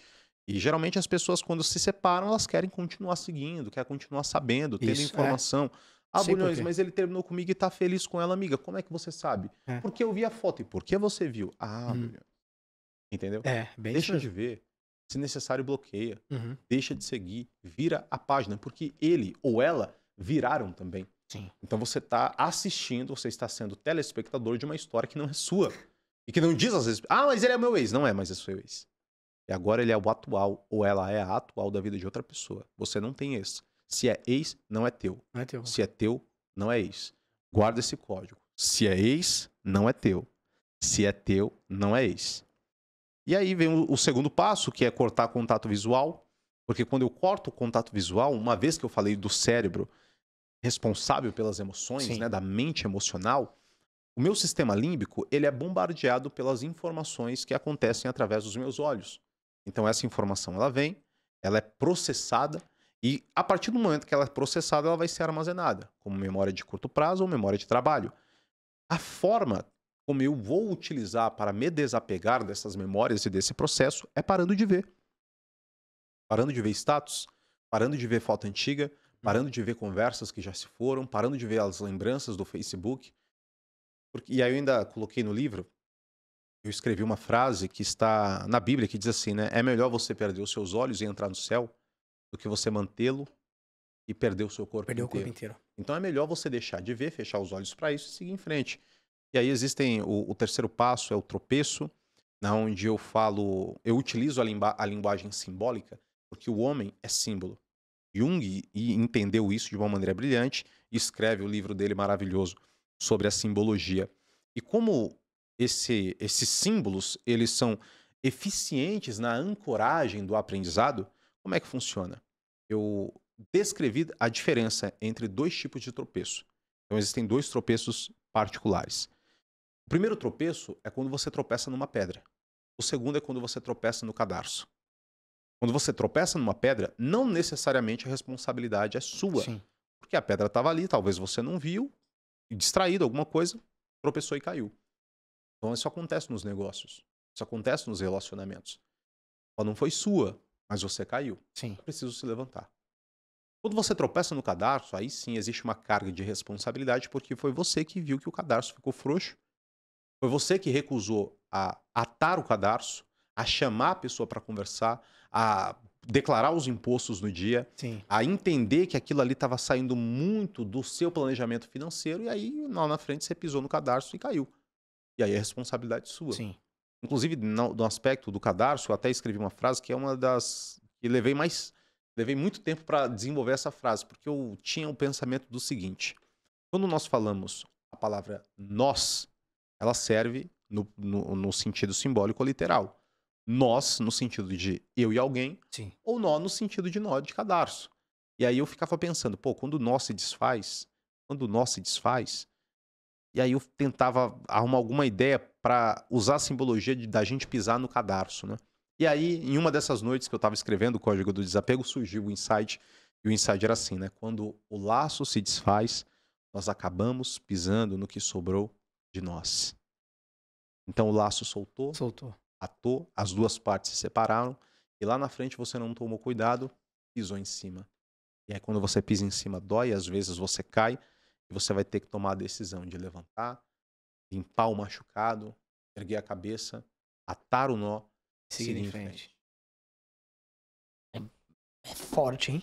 É uma experiência maravilhosa, você vai gostar bastante. Esses 3 livros que eu escrevi, eles não ficam disponíveis, o livro impresso, no caso, de maneira perpétua ou tão fácil assim. Eu abro 2 vendas por ano. Então eu crio uma lista de espera, eu vou abrir essa lista de espera no mês que vem, eu crio essa lista de espera e aí na lista de espera eu faço a venda de uma quantidade reduzida de livros. E Bacana aí, essa ideia de reduzir. sim, sim. Porque você só limita. chega para quem vai ler. É isso. E Você. isso é um gatilho poderoso também para Sim. vendas, né? Bacana essa sua forma. Porque muitas pessoas pensam só no quê, né? No dinheiro. Do lucro. No lucro, né? Ah, vou pôr 5 mil livros. Ah, se vendeu 5 mil, mas ficar 4.900 nos armários com poeira, não liga. Exatamente. Né? Então você não faz isso com o coração. Né? Se você faz com o intuito de passar uma mensagem para as pessoas. E para passar a mensagem, as pessoas têm que ler. Sim. Então eu acho que essa sua estratégia é muito boa, porque ela gera curiosidade nas pessoas. Então só vai atrás quem realmente for ler. Sim. Tiver a intenção disso. Eu tenho muito essa vontade de escrever. Como eu falei no começo, minha cabeça é muito louca. É uma coisa muito... E as coisas vêm fluindo, mas eu tenho um problema muito grande com a autoconfiança. Eu sou um grande sabotador de mim mesmo. Porque tudo o que eu faço, né, eu sempre acho que eu não faço direito. Então já teve várias vezes de eu escrever textos, coisas, e do nada eu apagar tudo que eu falo, não, tá uma merda. Tá uma bosta. Deixa quieto. Aí eu nunca acho que é pra mim as coisas. E Deus sempre vem me mostrando de que é diferente. Sabe? Que eu tenho que fazer. Eu tenho que confiar. Eu tenho que... Eu acredito tanto nas pessoas, mas a pessoa que eu tinha que mais acreditar era em mim mesmo e eu não acredito às vezes. Então, tem inúmeros projetos, coisas que eu tenho vontade de fazer, principalmente livros. Eu acho muito bacana. Eu acho que a minha história de vida eu posso contar e incentivar muitas pessoas a serem melhores. Pessoas que passaram pelas mesmas coisas que eu passei. Eu vejo amigos meus, né? Essa semana mesmo, a gente tá ajudando um amigo que tá passando por uma situação dificílima. Pô, e era um moleque que cresceu comigo. E a gente teve a mesma história. Igual. Repetimos colégio, se envolvemos com coisa errada, fizemos bagunça. Aí ele foi pra outro estado, morar em outro estado, e eu continuei aqui. E eu tive start de mudar minha vida. E ele não. Continuou do mesmo jeito. Aí voltou agora pra São Paulo. E encontrei outro amigo no mercado esses dias. E ele falou uma frase que me tocou, que ele disse assim, ó. Essa pessoa parece que ainda tem 15 anos, mano. Sabe? Ele continua vivendo das mesmas coisas que a gente vivia. E eu vejo isso e vejo a minha história. Eu falo, caramba, velho, eu acho que eu precisava falar pra mais pessoas. Muitas pessoas precisavam ver que tem como você sair. Né? Até brinco, tem como. Hoje tem algumas coisas que minha família nunca teve, né? Minha família sempre foi muito humilde, né? Eu acho que consegui conquistar meu primeiro apartamento. Minha mãe nunca teve casa própria, meu pai piorou. Minha família sempre foi muito humilde. Então eu até brinco que um dia que eu fosse escrever alguma coisa na minha história, eu ia contar do lixo ao luxo, porque eu quase despejado com a minha mãe de aluguel para hoje eu poder ter meu lugar, tá crescendo, fazendo minhas coisas e poder ajudar pessoas com isso. Mesmo muito tempo da minha vida eu ter tido caminhos tortuosos, caminhos ruins, negativos, escolhas erradas que eu tenha feito, né? E mesmo eu conseguindo dar essa volta por cima, eu ainda continuo acreditando. Não sei se é uma síndrome do Bruno de 10 anos atrás, que eu sempre, tudo que eu faço eu acredito que eu não sou capaz. É um bloqueio. Crianças que foram muito punidas, elas desenvolvem a crença de que aquilo que elas fazem não tá tão bom. Então é muito comum que, um exemplo, algumas crianças que receberam responsabilidades e tentaram fazer aquilo da maneira correta, da melhor maneira como elas fizeram, os pais chegam e dizem assim, então uma porcaria, você fez igual a sua cara. Mas, pô, o pai queria que a criança fizesse igual ao pai, não tem nexo. Então, a partir desse momento e com uma série de outras experiências, essa criança ela vai crescendo com a crença de que aquilo que ela faz não é tão bom e que as pessoas não vão gostar. Isso gera nela uma necessidade de aprovação. E para ser aprovado, ela sempre vai buscar fazer algo bom, mas não no sentido de fazer bom porque ela precisa fazer, mas fazer bom para ela ser aceita. Isso. E aí vem o medo. E se eu não for aceito? E se não? E aí o medo reflete no e se não for tão bom? Eu também tinha muito essa crise, não é? E isso não é seu, isso está com você. Eu também tinha essa crise de crença, essa ordem de crenças limitantes. E para mim, o aspecto da síndrome do impostor pegava muito, até que eu entendi uma coisa que me libertou. E eu entendi, quando eu entendi isso, eu entendi tudo o meu posicionamento, o meu propósito e etc. Eu entendi que não era sobre mim, era através de mim. Então a minha inspiração, a minha força, a minha energia, o meu resultado, não são coisas minhas. É Deus através de mim. Entende? Isso me livrou muito. Por quê? Porque se alguém não gostar daquilo que eu faço, reclama com Deus. Sim. Porque se alguém achar que tá ruim, reclama com Deus. Porque se alguém não concordou, reclama com Deus, amigo. Agora, ao que me cabe fazer a vontade dele, aí eu vou buscar a excelência. Então eu vou ler bastante, então eu vou estudar de verdade, então eu vou me aplicar, então eu vou passar a fazer o que ninguém faz para conseguir refinar e entregar aquilo que as outras pessoas não entregam. Então isso me ajudou profundamente, me fez abrir mão da necessidade de aprovação, até porque quando você entende que Deus ele te ama, você desiste de ser amado pelas outras pessoas, entende? Verdade. E quando alguém vem amar você, ela vem para completar. Isso daí muda a maneira como você vive, a maneira como você sente e, sobretudo, a maneira como você trabalha. Então, eu acho isso muito louco, o quanto é difícil, né? A gente perceber isso tudo e depois lidar com isso. E às vezes é uma coisa que só tá na nossa cabeça. Sim, Né? sim, sempre tá. Eu que nem a falta de confiança. Eu recebo muitos elogios, sabe, de muitas coisas que eu faço, mas é incrível como só eu não enxergo. É diferente de quando você tá fazendo porque você quer uma aceitação, sabe? Eu tenho essa aceitação, mas parece que é eu comigo mesmo. Eu não sei o que isso significa, sabe? Na terapia, até converso muito com o terapeuta, a gente fala sobre isso, porque é incrível como eu sou aquele cara que eu trago confiança pra tanta gente. Eu sou responsável por ajudar muita gente. Muita gente. Mas na hora que eu vou fazer alguma coisa pra mim, pra minha vida, eu sempre acho que eu tô fazendo errado. Mas pra vida dos outros, eu tenho uma facilidade incrível de fazer, de falar, meu, eu acho que é o melhor caminho. Faça isso que você vai ver que vai dar certo. Tal, mas na hora de colocar em prática, eu vou colocar a mesma coisa. Mas eu acho que tô fazendo errado. Você já se perguntou se talvez essa segurança que você tem de falar para os outros o que fazer e a insegurança de falar para si mesmo o que fazer, seja porque se caso na vida do outro der errado e eles te cobrarem, você vai estar lá e você vai dizer me desculpa. Se na sua vez você vai ter dificuldade de aceitar que você está errado, você vai falar, poxa, realmente eu sou muito ruim, realmente eu sou péssimo, realmente eu estava errado, por isso que eu não deveria fazer. Nunca me perguntei, mas eu acho que faz todo sentido, né? Porque eu sempre tive uma humildade muito grande de pedir perdão se eu tiver errado em alguma coisa. Não tenho isso. Mas será que eu me perdoaria, né? Porque um sentimento que sempre me trouxe muito mal foi a culpa. eu sempre fui um cara que me cobrei muito sobre muitas coisas, né? Quando eu errava com alguém, eu sempre me culpei muito. Errar com a minha família, passar uma imagem da qual, né, as pessoas possam ter de mim que não é a verdadeira. A culpa é um sentimento também que me cobre muito. Então você pegou um ponto que realmente faz sentido. Eu acho que de repente é o fato de eu não querer me culpar mais uma vez por algum erro. Então é mais fácil eu tentar fazer com perfeição só quando eu tiver muita certeza das coisas, porque se eu tiver um pouco de incerteza é melhor eu não fazer, porque de repente eu não vou saber lidar com a frustração minha. Sim. Dos outros, de repente eu sei lidar, porque, né, Basta você pedir desculpa. pedir desculpa, perdão, tentar recorrigir, fazer alguma coisa. Mas é muito louco isso. A minha namorada, ela fala muito sobre isso. Ela fala sobre o quanto eu... Ela falou que viu uma vez uma frase que ela falou que diz muito a respeito sobre mim. Que é uma frase que fala assim... Um amigo meu precisou de uma ajuda porque estava com algum tipo de dor. Eu guardei a minha no bolso e fui ajudá-la. E ela fala muito isso. Ela fala assim, Bruno, você é o cara que às vezes você tá aqui, mal, deitado no sofá. Tá ruim.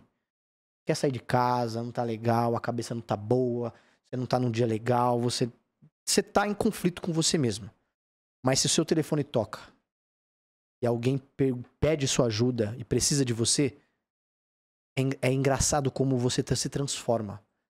E você sai pra ajudar essa pessoa como se nada tivesse acontecido na sua vida. Então eu tenho uma facilidade muito grande de lidar com os outros, mas ao mesmo tempo uma dificuldade muito grande de lidar comigo mesmo. Isso mexe com a minha cabeça às vezes, sabe? Sim. Por mais que hoje eu consiga lidar muito mais do que eu antigamente. Mas eu ainda me pego, às vezes, me culpando, me auto-sabotando. Hoje mesmo eu recebi uma notícia. De manhã acordei com essa notícia, que é uma notícia que me desestabilizou. Porque faz com que o planejamento que eu tinha na minha cabeça mudou. E agora, perante essa situação, eu vou ter que lidar mais comigo mesmo. Vai ser eu tomando a frente dessas coisas. Era um projeto em parceria que eu tinha, que essa parceria é capaz de se finalizar. Então eu vou ter que caminhar sozinho, vai ser só eu comigo mesmo.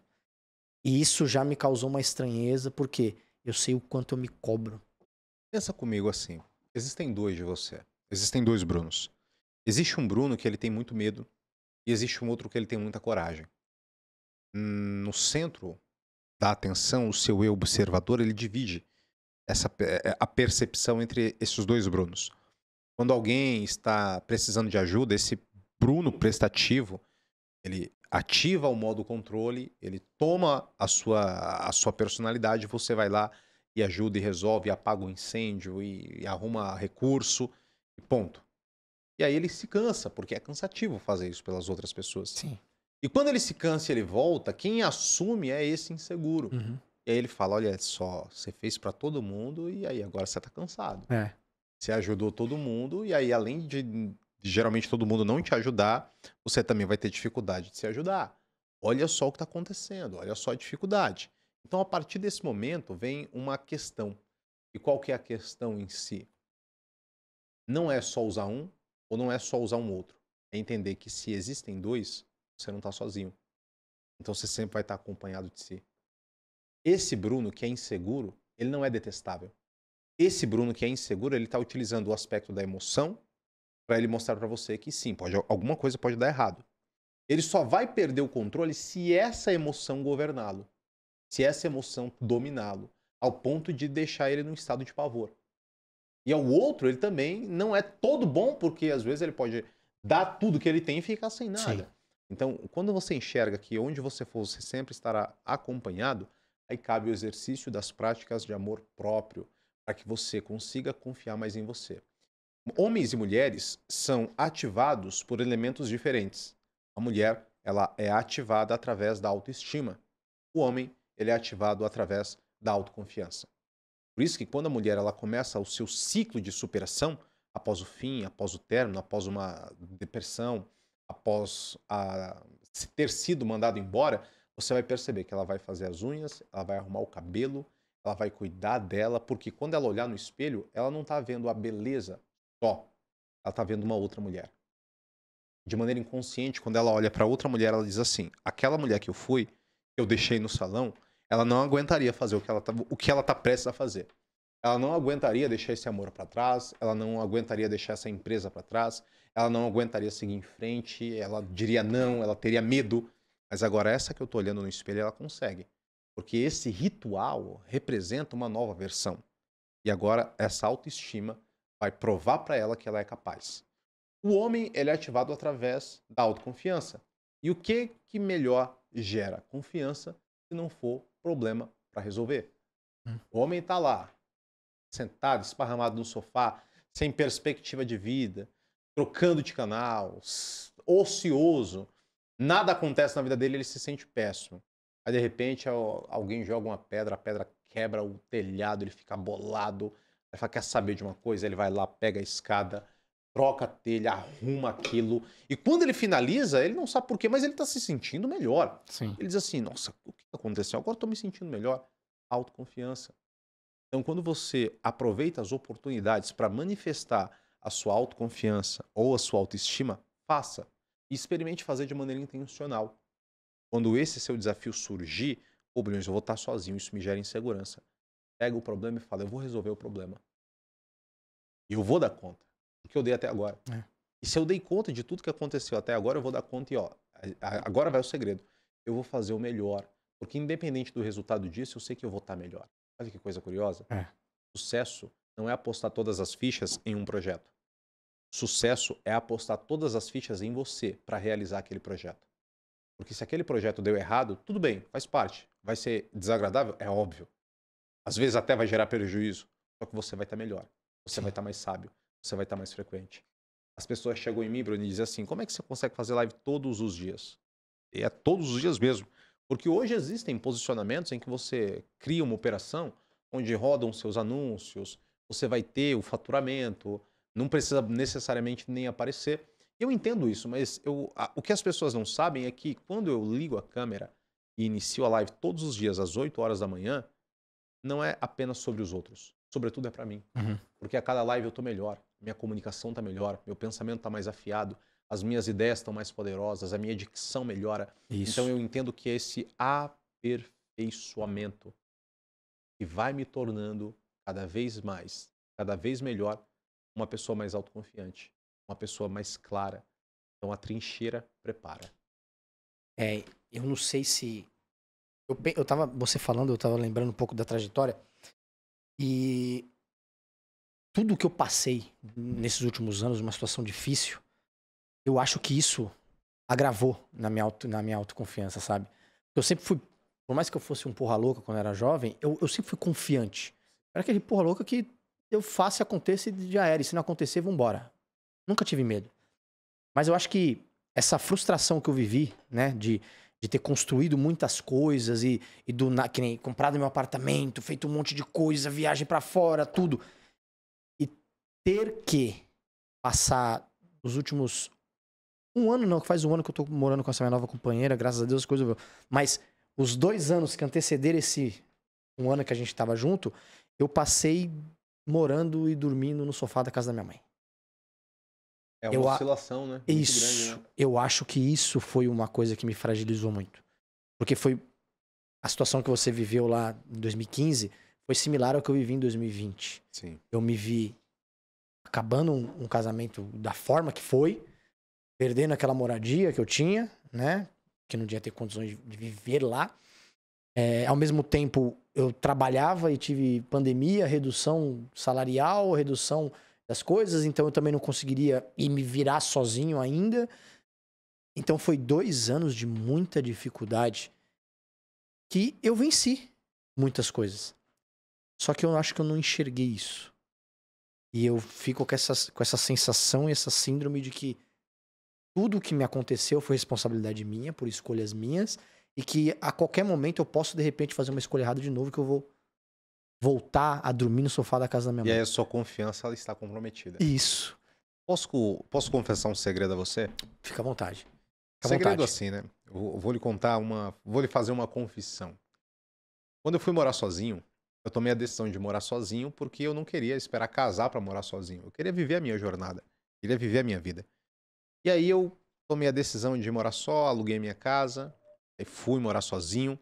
Lembro que tive que comprar tudo, né, o que tinha. Aí minha mãe ainda foi lá e falou assim, filho, leva o micro-ondas. Falei assim, não, mãe, não quero não, pode ficar com tudo aí, não vou levar nada da senhora. Leva o micro-ondas.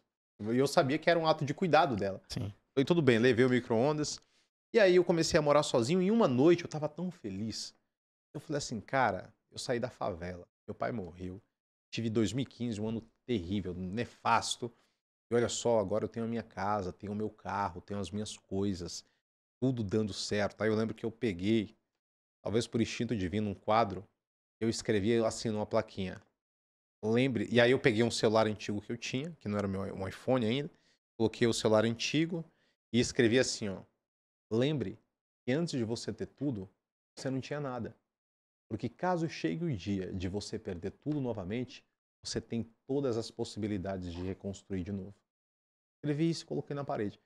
Juro pra você, eu tinha medo de olhar naquele quadro. Depois eu fiquei perguntando, meu Deus, por que eu coloquei esse quadro na parede? Porque aquilo começou a me causar a insegurança de falar assim, caraca, e se tudo der errado? Eu posso perder assim, tudo. eu posso perder tudo. E, de fato, deu errado. Lembro que 2021 foi um ano terrível. Roubaram o meu carro, e era um carro novo, nem era aquele. Aquele eu tinha dado pra minha mãe, quando eu comprei um carro novo. Roubaram meu carro novo. Cara, tive diversos problemas, assim, minha página com um problema, e um ano terrível. E quando eu tava muito angustiado, eu lembrei dessa frase. Só que aí quando eu lembrei dessa frase, ela me trouxe esperança. Eu falei, poxa, verdade, o pior aconteceu. Mas se o pior aconteceu, eu lembro que um dia eu consegui dar a volta por cima. Isso. Eu posso dar a volta por cima mesmo. Mas o que me ajudou de fato é conseguir governar as coisas ao invés de controlá-las. Quando você tenta É controlar, diferente, né? elas vão escapar de você. Porque no controle você espera que elas sejam como você cria a expectativa. Se você criou a expectativa, você vai se frustrar. No governo não, você entende como elas acontecem, você se prepara para que elas tomem caminhos perpétuos, para que elas tomem caminhos duradouros. E com isso eu entendi diversas coisas. Entendi que, em primeiro lugar, não é sobre fazer dinheiro rápido, é sobre conseguir uma condição financeira por muito tempo. Sim. Eu aprendi que não é construir um corpo bonito rápido, eu aprendi que é apaixonar-se pela atividade física, pelo exercício e conseguir treinar durante todo o tempo. Eu aprendi que não é sobre a agilidade, é sobre duradouro. E isso me ensinou sobre longevidade. A partir disso, inclusive, eu comecei a pensar mais longe, comecei a me preparar mais longe, comecei a investir a longo prazo. E isso sim me trouxe muito mais confiança, porque eu parei de depender apenas da motivação e entendi a importância da disciplina. Isso faz toda a diferença. No final faz toda a diferença. Você falou sobre governar. Uma vez eu ouvi de um rapaz falando que as nossas emoções, os problemas, a gente tem que governar. Exato, E não, a gente não controla. não tentar controlar. Porque é como se fosse uma vaca num campo.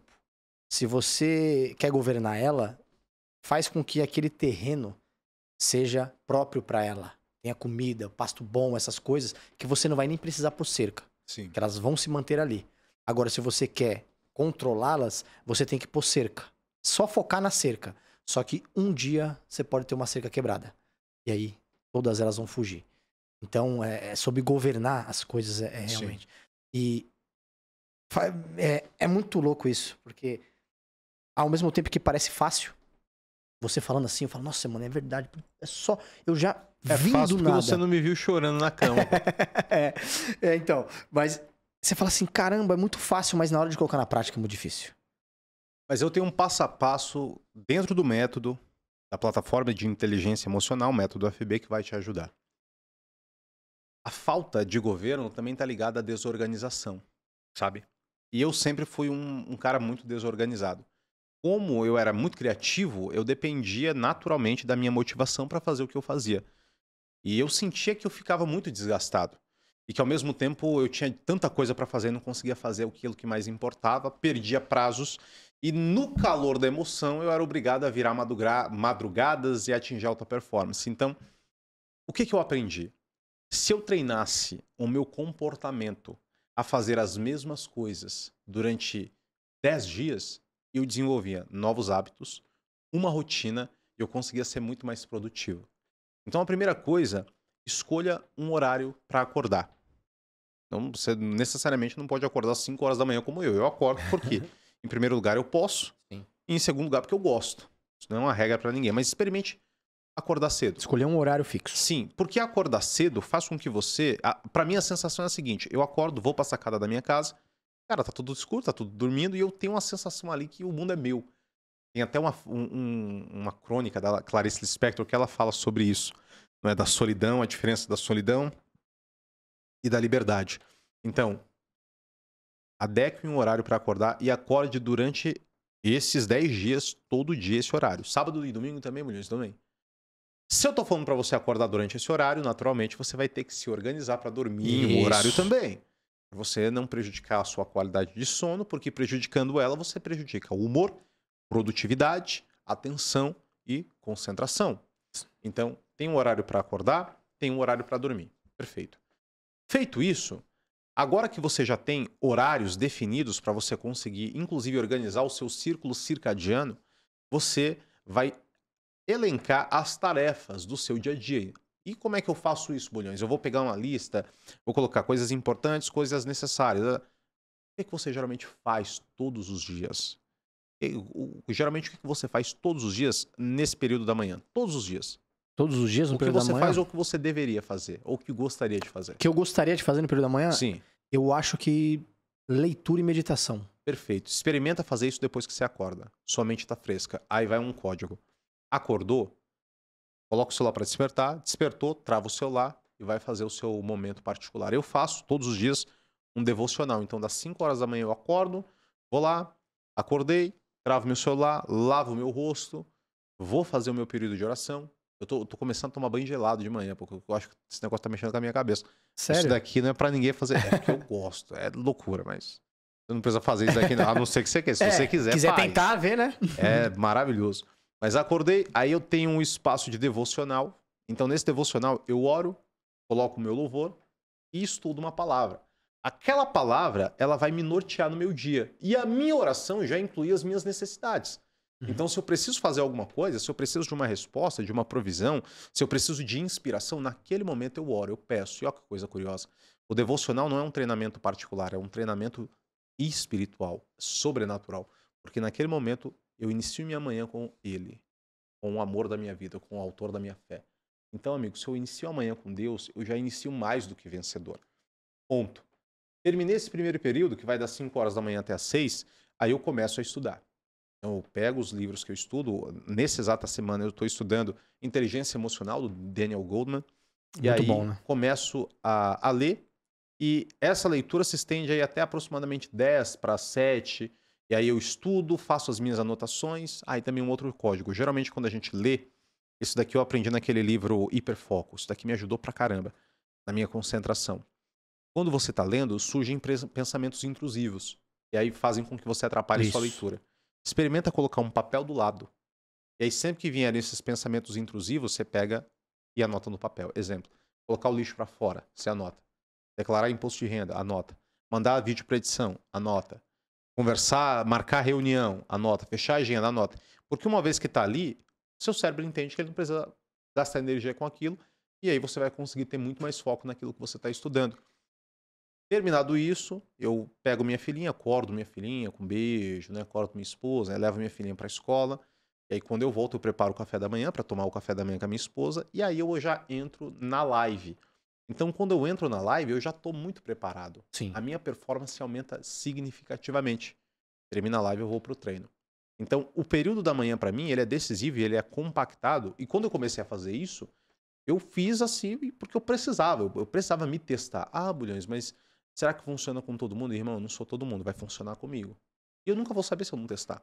Sim. Então, a partir desse momento, você já vai ter ali uma rotina matutina para você se preparar. E aí você vai ver. No seu dia, você vai estar muito mais preparado. Geralmente, o que você faz na hora da tarde? Ou o que você gostaria de fazer na hora da tarde? O que eu gostaria de fazer na hora da tarde é que, assim, tem dias que eu preciso... Eu tenho outro emprego, eu faço mentoria, então tem 2, 3 dias na semana que eu preciso estar lá. Então, não consigo fazer outras coisas. Mas nos dias que eu estou mais tranquilo, à tarde eu queria poder ir pra academia, né? Fazer um exercício, cuidar mais do meu corpo físico, né?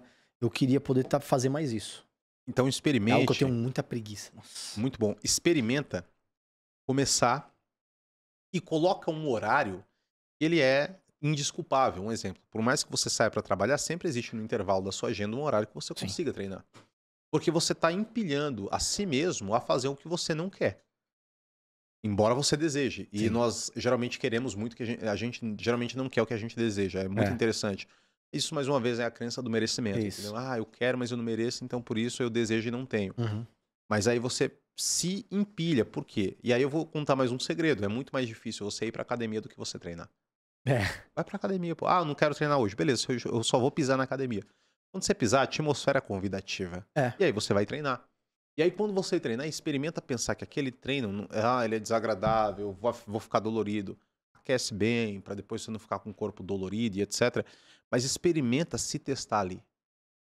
Vê o peso que você tá pegando. Uhum. Fala, pô, e se eu conseguir, quando eu conseguir subir carga, é uma recompensa. Sim. Entende? Ou quando eu conseguir fazer mais execuções, é uma recompensa. Então, quando você sai do treino, você não sai como aquela galera que sai reclamando. Ai, meu Deus, ainda bem que o de hoje tá pago. Não, você vai sair e vai falar assim, cara, hoje eu fui melhor do que ontem. Sim. Então, você vai utilizar o exercício como um princípio motivador para que você se torne uma pessoa melhor. E aí, você vai ter muito mais vigor, você vai ter muito mais energia, você vai ter mais autoestima, porque você vai olhar no espelho, você vai estar mais bonito. E aí vem a parte da noite. Geralmente, o que você faz na parte da noite ou gostaria de fazer na parte da noite? Na parte da noite, já às vezes é mais complicado porque eu tenho compromissos espirituais, né? Com a minha religião. Então, tem 3 dias da semana que eu vou pro centro, que eu trabalho e tal.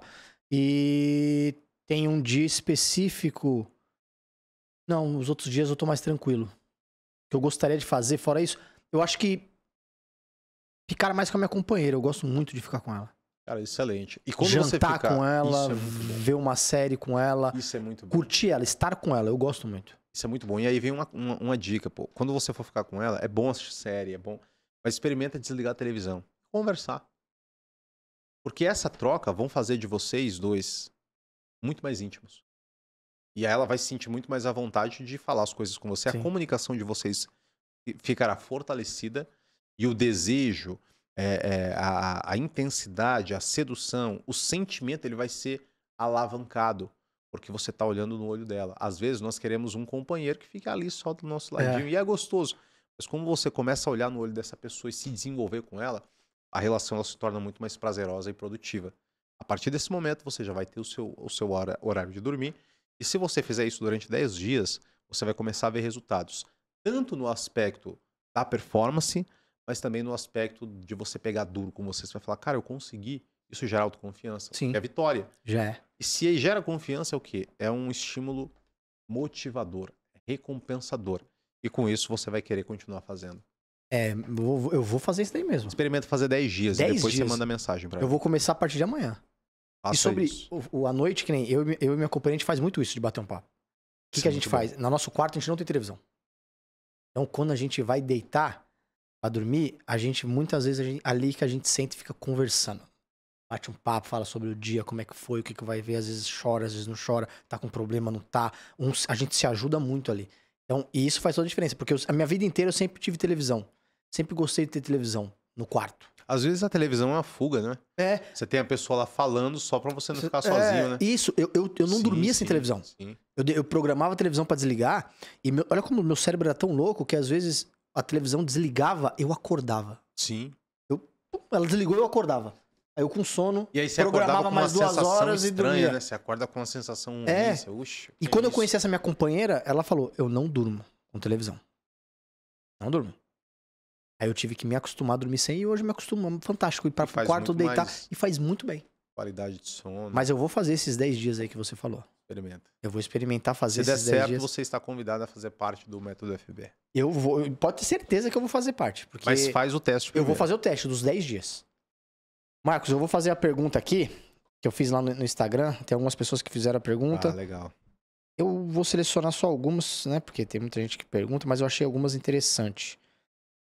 Eu achei essa muito bacana, eu vou fazer pra você. O rapaz perguntou aqui, eu não vou falar o nome, que ele falou, tem as pessoas que falaram que vão falar arroba, né?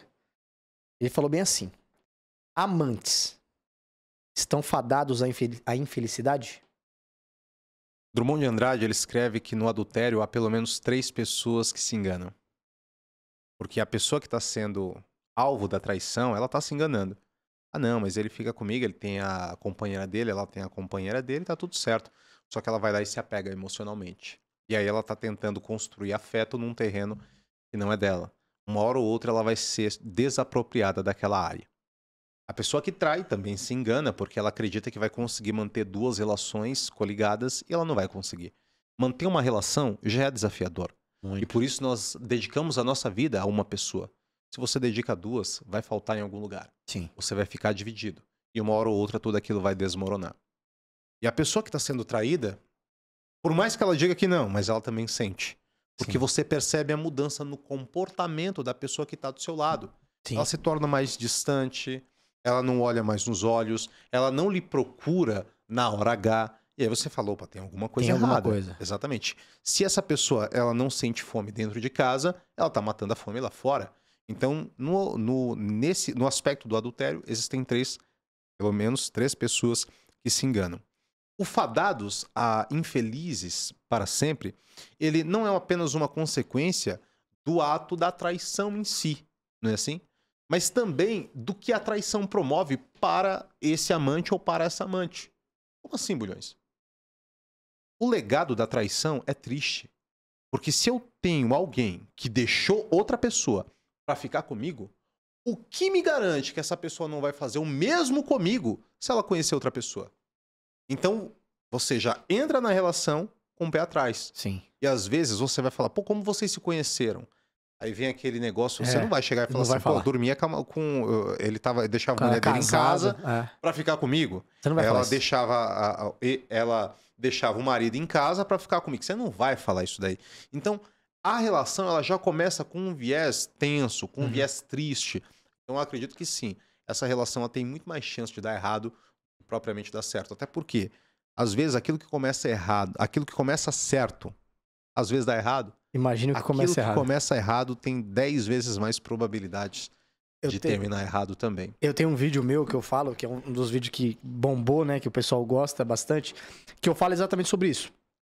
Que eu falo essa seguinte frase: nada que é divino nasce sobre a dor e as lágrimas de alguém. É verdade, da outra pessoa, concordo Né? plenamente. Quem troca o certo pelo duvidoso acaba sem os dois. É verdade. Então eu também acredito muito nisso. Eu acredito que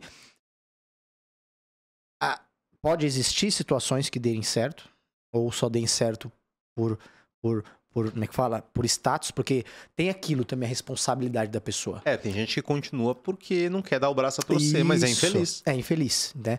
Porque eu também acredito nisso. Eu acredito que se você se envolveu em algo e esse algo já nasceu trazendo sofrimento e dor pra alguém, isso tá fadado a dar ruim, né? E tem aquela parada também, a gente colhe o que planta. Tá plantando certo? Fica tranquilo. Tá plantando certo, tá sendo honesto, tá sendo sincero, tá trabalhando bem, tá investindo, tá se dedicando, fica tranquilo que o seu futuro vai ser de sucesso. Amigo, você tá passando os outros pra trás, tá mentindo, tá enganando, tá desprezando, uma hora ou outra a conta chega. Isso. E quando ela chega... Com juros e correção, né? Vamos ver se você vai ter caixa pra bancar. Isso é verdade. Eu concordo com isso. Eu também acho que eles estão fadados, porque nada que é divino nasce sobre a dor e as lágrimas de alguém. Outro rapaz aqui mandou: a ex me esculachou, mandou embora e agora veio atrás de novo dizendo que me ama. O que fazer? Nesse momento, você precisa decidir quem você vai ser para decidir como você vai agir. Quando você não sabe quem você é, você age no calor da emoção e naturalmente vai agir aí pela voz não da saudade, mas da abstinência. Porque quando uma pessoa ela esculacha você, ela tá mostrando para você que ela não te respeita.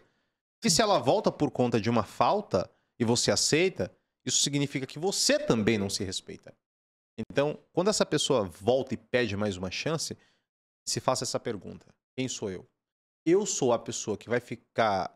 Eu sou a pessoa que vai lidar bem dando uma segunda chance para alguém que me destruiu? Ou eu vou ser a pessoa que, se eu der uma segunda chance, eu vou me culpar para sempre? Porque no final, a gente pensa muito no outro. Se o outro mudar, e se o outro mudar, e se o outro mudar... Eu mudei.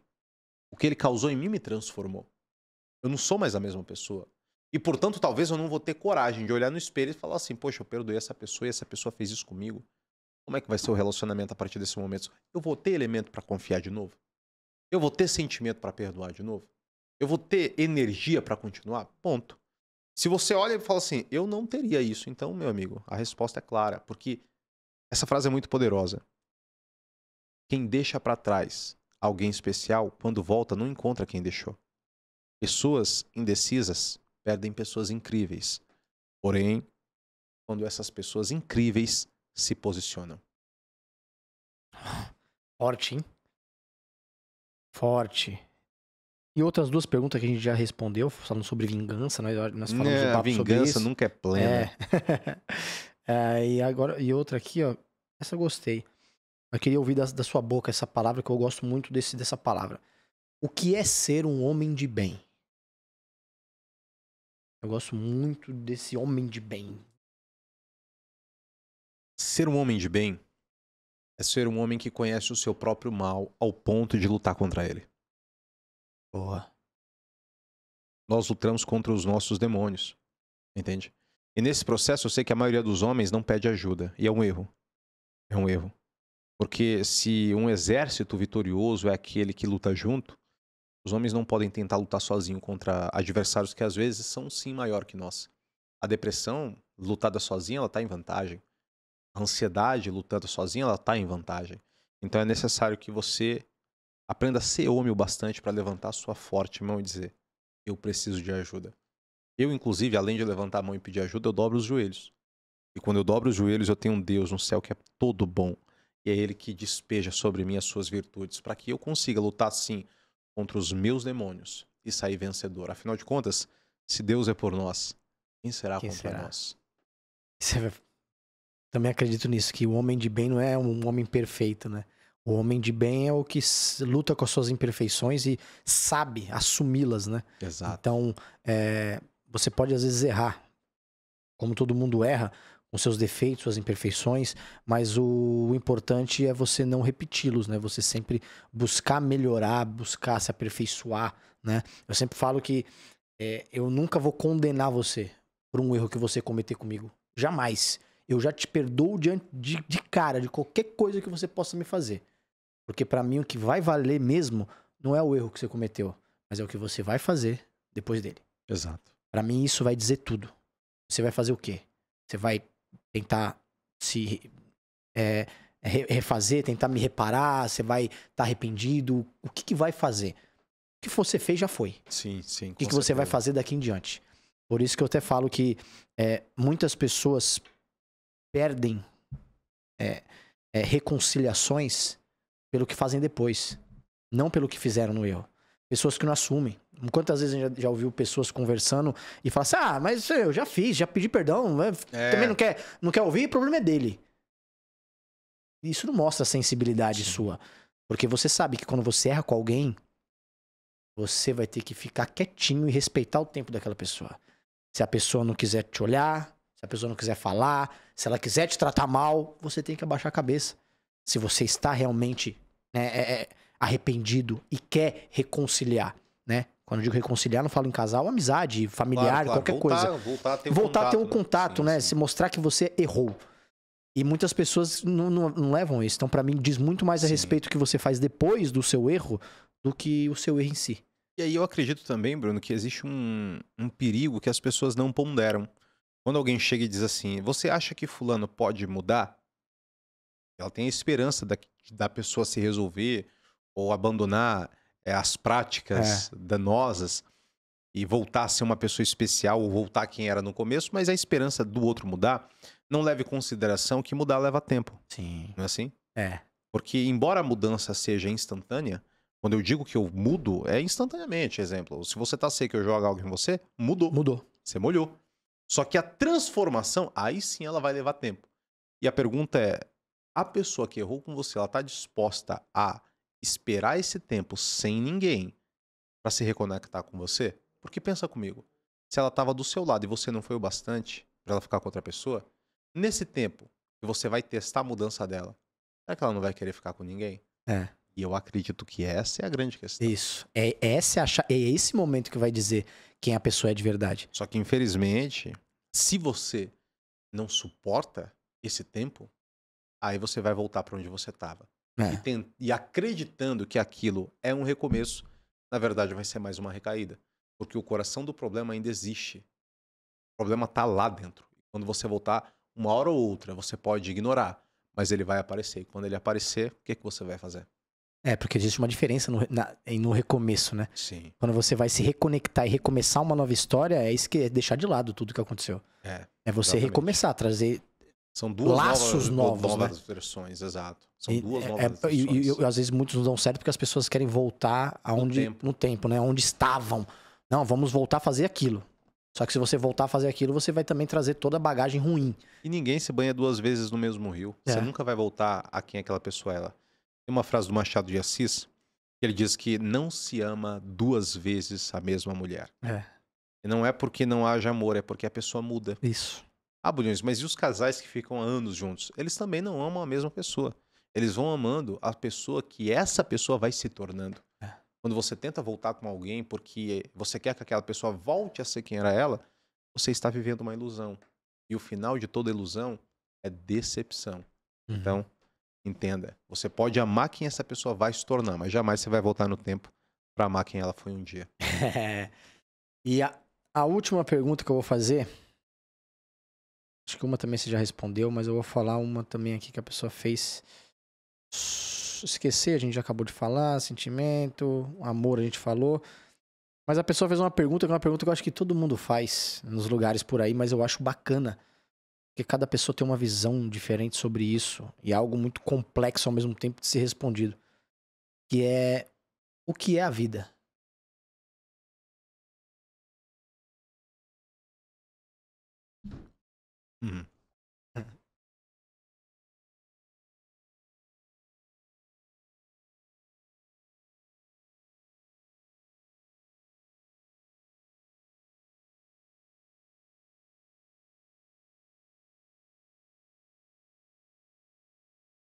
Eu ainda estou descobrindo. Boa. Boa. Boa. A vida é isso, é a experiência, né? É uma descoberta. E se eu falar pra você a experiência que eu tenho agora, eu diria que pra mim a vida é estar conectado com Deus ao ponto do coração dele bater no teu e a vontade dele se manifestar através de você, poxa, ter um movimento, não é, e um posicionamento que você nunca imaginou, ajudar milhões de pessoas, ter uma família linda, entende? Mas eu também sei que a vida é dor. Sim. Eu sei que a vida é sofrimento. Então por isso eu digo a você que eu estou descobrindo.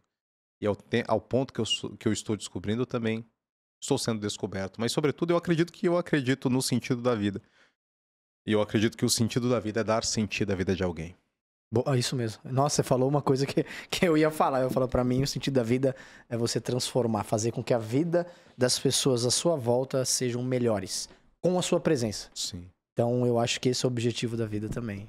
Por mais que eu não sei o que é a vida, mas eu acho que o objetivo dela é que a gente venha aqui e faça com que as nossas relações, o que diz respeito ao nosso poder, as nossas ações, sejam sempre melhores, né? Eu quero que esse momento com o Marcos eu tenha feito você, em alguma forma, ter esse sentido feliz de estar aqui, ter esse sentido melhor. Da mesma forma que eu quero fazer com que o Douglas, com todas as pessoas que se relacionam comigo. Porque eu acho que o sentido da vida é esse. É eu sempre deixar, aonde eu estiver, boas sensações nas pessoas. Independente de ser um abraço, uma palavra, um presente, qualquer coisa. Mas eu mostrar para as pessoas que dentro de mim só tem coisas boas. Muito bom. Eu acho que é isso. É isso aí. Marcos, queria te agradecer de coração. Você não sabe a felicidade que eu tô. Tava nervoso pra caramba pra poder bater esse papo contigo. Eu percebi. Eu tava muito nervoso. Tu achou que eu não ia vir, né? Acreditou só quando me viu aqui. Não, posso ser sincero, eu acreditei que você viria. Eu falei que eu venho. Porque eu falei, ele falou tão convicto que ele é um cara de palavra. Eu acho que ele não vai furar. O meu receio era o que a gente conversou. Autoconfiança. Sim. Será que eu vou conseguir, na frente dele aqui, bater um papo legal, ao nível Marcos, sabe? Poder trocar informações com ele ali e absorver a melhor coisa dele. Será que eu sou capaz disso tudo? Será que eu sou merecedor de ter o Marcos na minha frente? Então, o meu nervosismo era em relação a isso. É essa mania que eu tenho de muitas vezes me apequenar. Sim. Espero que essa experiência tenha sido a prova de que você não é pequeno. Espero que essa experiência tenha sido a prova de que você é merecedor. Afinal de contas, eu vou te contar uma coisa. Eu sou pai. E agora eu entendo Deus de uma outra forma. E a minha filhinha, nós temos a refeição livre da família no final de semana. Então, ela escolhe uma, minha esposa escolhe uma, eu escolho a outra. Geralmente ela escolhe pizza. Não sei de onde ela tirou. Eu comprei uma vez, ela adora muito. Pizza. E nem come tudo, pô. Ela morde um pouquinho e deixa lá. Mas todas as vezes que, por exemplo, ela tá fazendo uma refeição e etc, eu compro um pirulito pra ela, eu não dou na hora da comida, por quê? Porque se eu mostrar, eu não vou dar. Então eu escondo. E quando ela pode, aí eu mostro. Sim. E aí eu descobri uma coisa, cara, que Deus, ele nunca mostra pra você uma coisa que ele não pode te dar. Se você ainda não viu, é porque não chegou o seu tempo. Sim. Se você já viu, amigo, se prepara, se organiza e vai pra cima. Porque ele tem preparado pra você. Tá te preparando para que você alcance aquilo. Obrigado. Obrigado mesmo. Obrigado mesmo. Obrigado, Marcos. Só tenho que te agradecer de verdade por estar aqui, por ter dado esse seu tempo, né, para bater um papo aqui comigo, né? Tá no meu podcast, tá conversando. Espero que seja a primeira de muitas, né? Porque eu tenho o intuito de trazer muito conhecimento para as pessoas nesse nicho, que é o nicho que você trabalha, é um nicho que eu gosto muito. Eu quero trazer mais pessoas aqui, eu quero trazer o Marcos e um dia outra pessoa aqui pra gente bater um papo junto sobre inteligência emocional, comportamento humano, tentar trazer cada vez mais ajuda para as pessoas que precisam desse controle emocional. Vejo as pessoas hoje saturadas, as pessoas precisando, né, de auxílio em relação às suas emoções, e trabalhos como o seu é fantástico. E o que puder ceder o espaço aqui para isso, eu vou focar e vou tentar fazer o meu melhor. É isso, meu mano. Eis-me aqui, envia-me a mim, e sua vida muda na frequência em que você muda outras vidas. Então, o nosso projeto é esse. Obrigado pelo convite. Que Deus abençoe esse projeto, que seja um projeto poderoso, um projeto abençoado, que vidas sejam transformadas, que pessoas sejam alcançadas, e que, sobretudo, cara, você entenda que nós somos o canal. Quando nós entendemos isso, a gente deixa de se cobrar e a gente passa a se investir. Que a gente consiga ter o fim apropriado e, no final, o sentido da vida seja completo. E eu fiquei sabendo que eu tenho um presente. Isso, eu ia falar isso.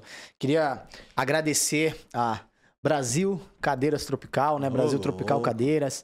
Eles estão agora aqui com a gente no podcast, né? Estão conosco agora aqui no podcast, né? E falei que você está aqui, Marcos, e eles mandaram um presente especial para você, uma cadeira e um guarda-sol personalizado. O Douglas tá com medo de aparecer. Olha só, cadeira personalizada do pessoal. Meu, e um guarda-sol também. Galera, eu ia falar com as minhas palavras, mas eles mandaram com tanto capricho, como dizia Cortella, né, o texto que eu vou ler para vocês, né, a respeito das cadeiras Brasil Tropical. A fábrica deles há mais de 30 anos, de cadeiras de praia, ombrelones, guarda-sóis, carrinhos, né, e bases para guarda-sóis também. Eles são localizados em Guarulhos, no município de Guarulhos, aqui em São Paulo, um galpão próprio, né?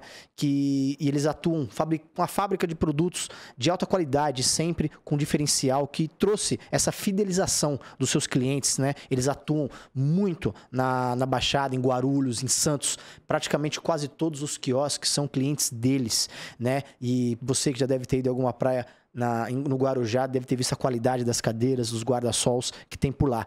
Eles também trabalham em hotéis, pousadas, né? Trabalham em fazendas, áreas de lazer em condomínio, e também o cliente final, você. Se você quiser um guarda-sol, uma espreguiçadeira na sua casa, entre em contato com a Cadeiras Brasil Tropical. Vai ter o link na descrição aí, o contato deles também. Eles têm a loja virtual deles e agora estão com uma grande participação também no Mercado Livre.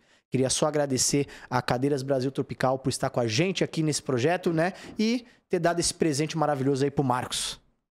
Posso falar agora? Pode, fica à vontade. Eu olho para qual?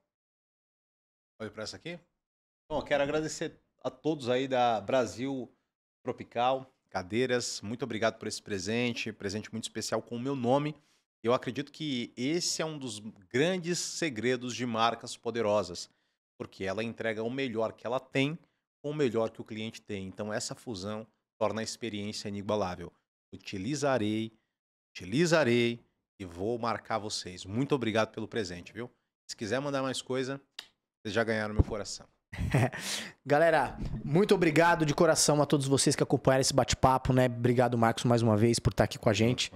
E não esqueçam de se inscrever no canal, não esqueçam de dar gostei, dar o joinha lá, passar os feedbacks também para que a gente possa estar sempre melhorando, buscando o melhor para vocês nas informações.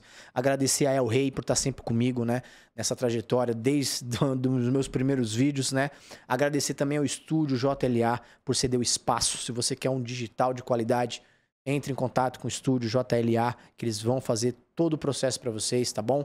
Qualquer coisa que vocês precisarem também na casa de vocês, reparos residenciais, ligue e entre em contato com a Home Help. Eles vão lá resolver rapidamente para vocês, com qualidade o serviço.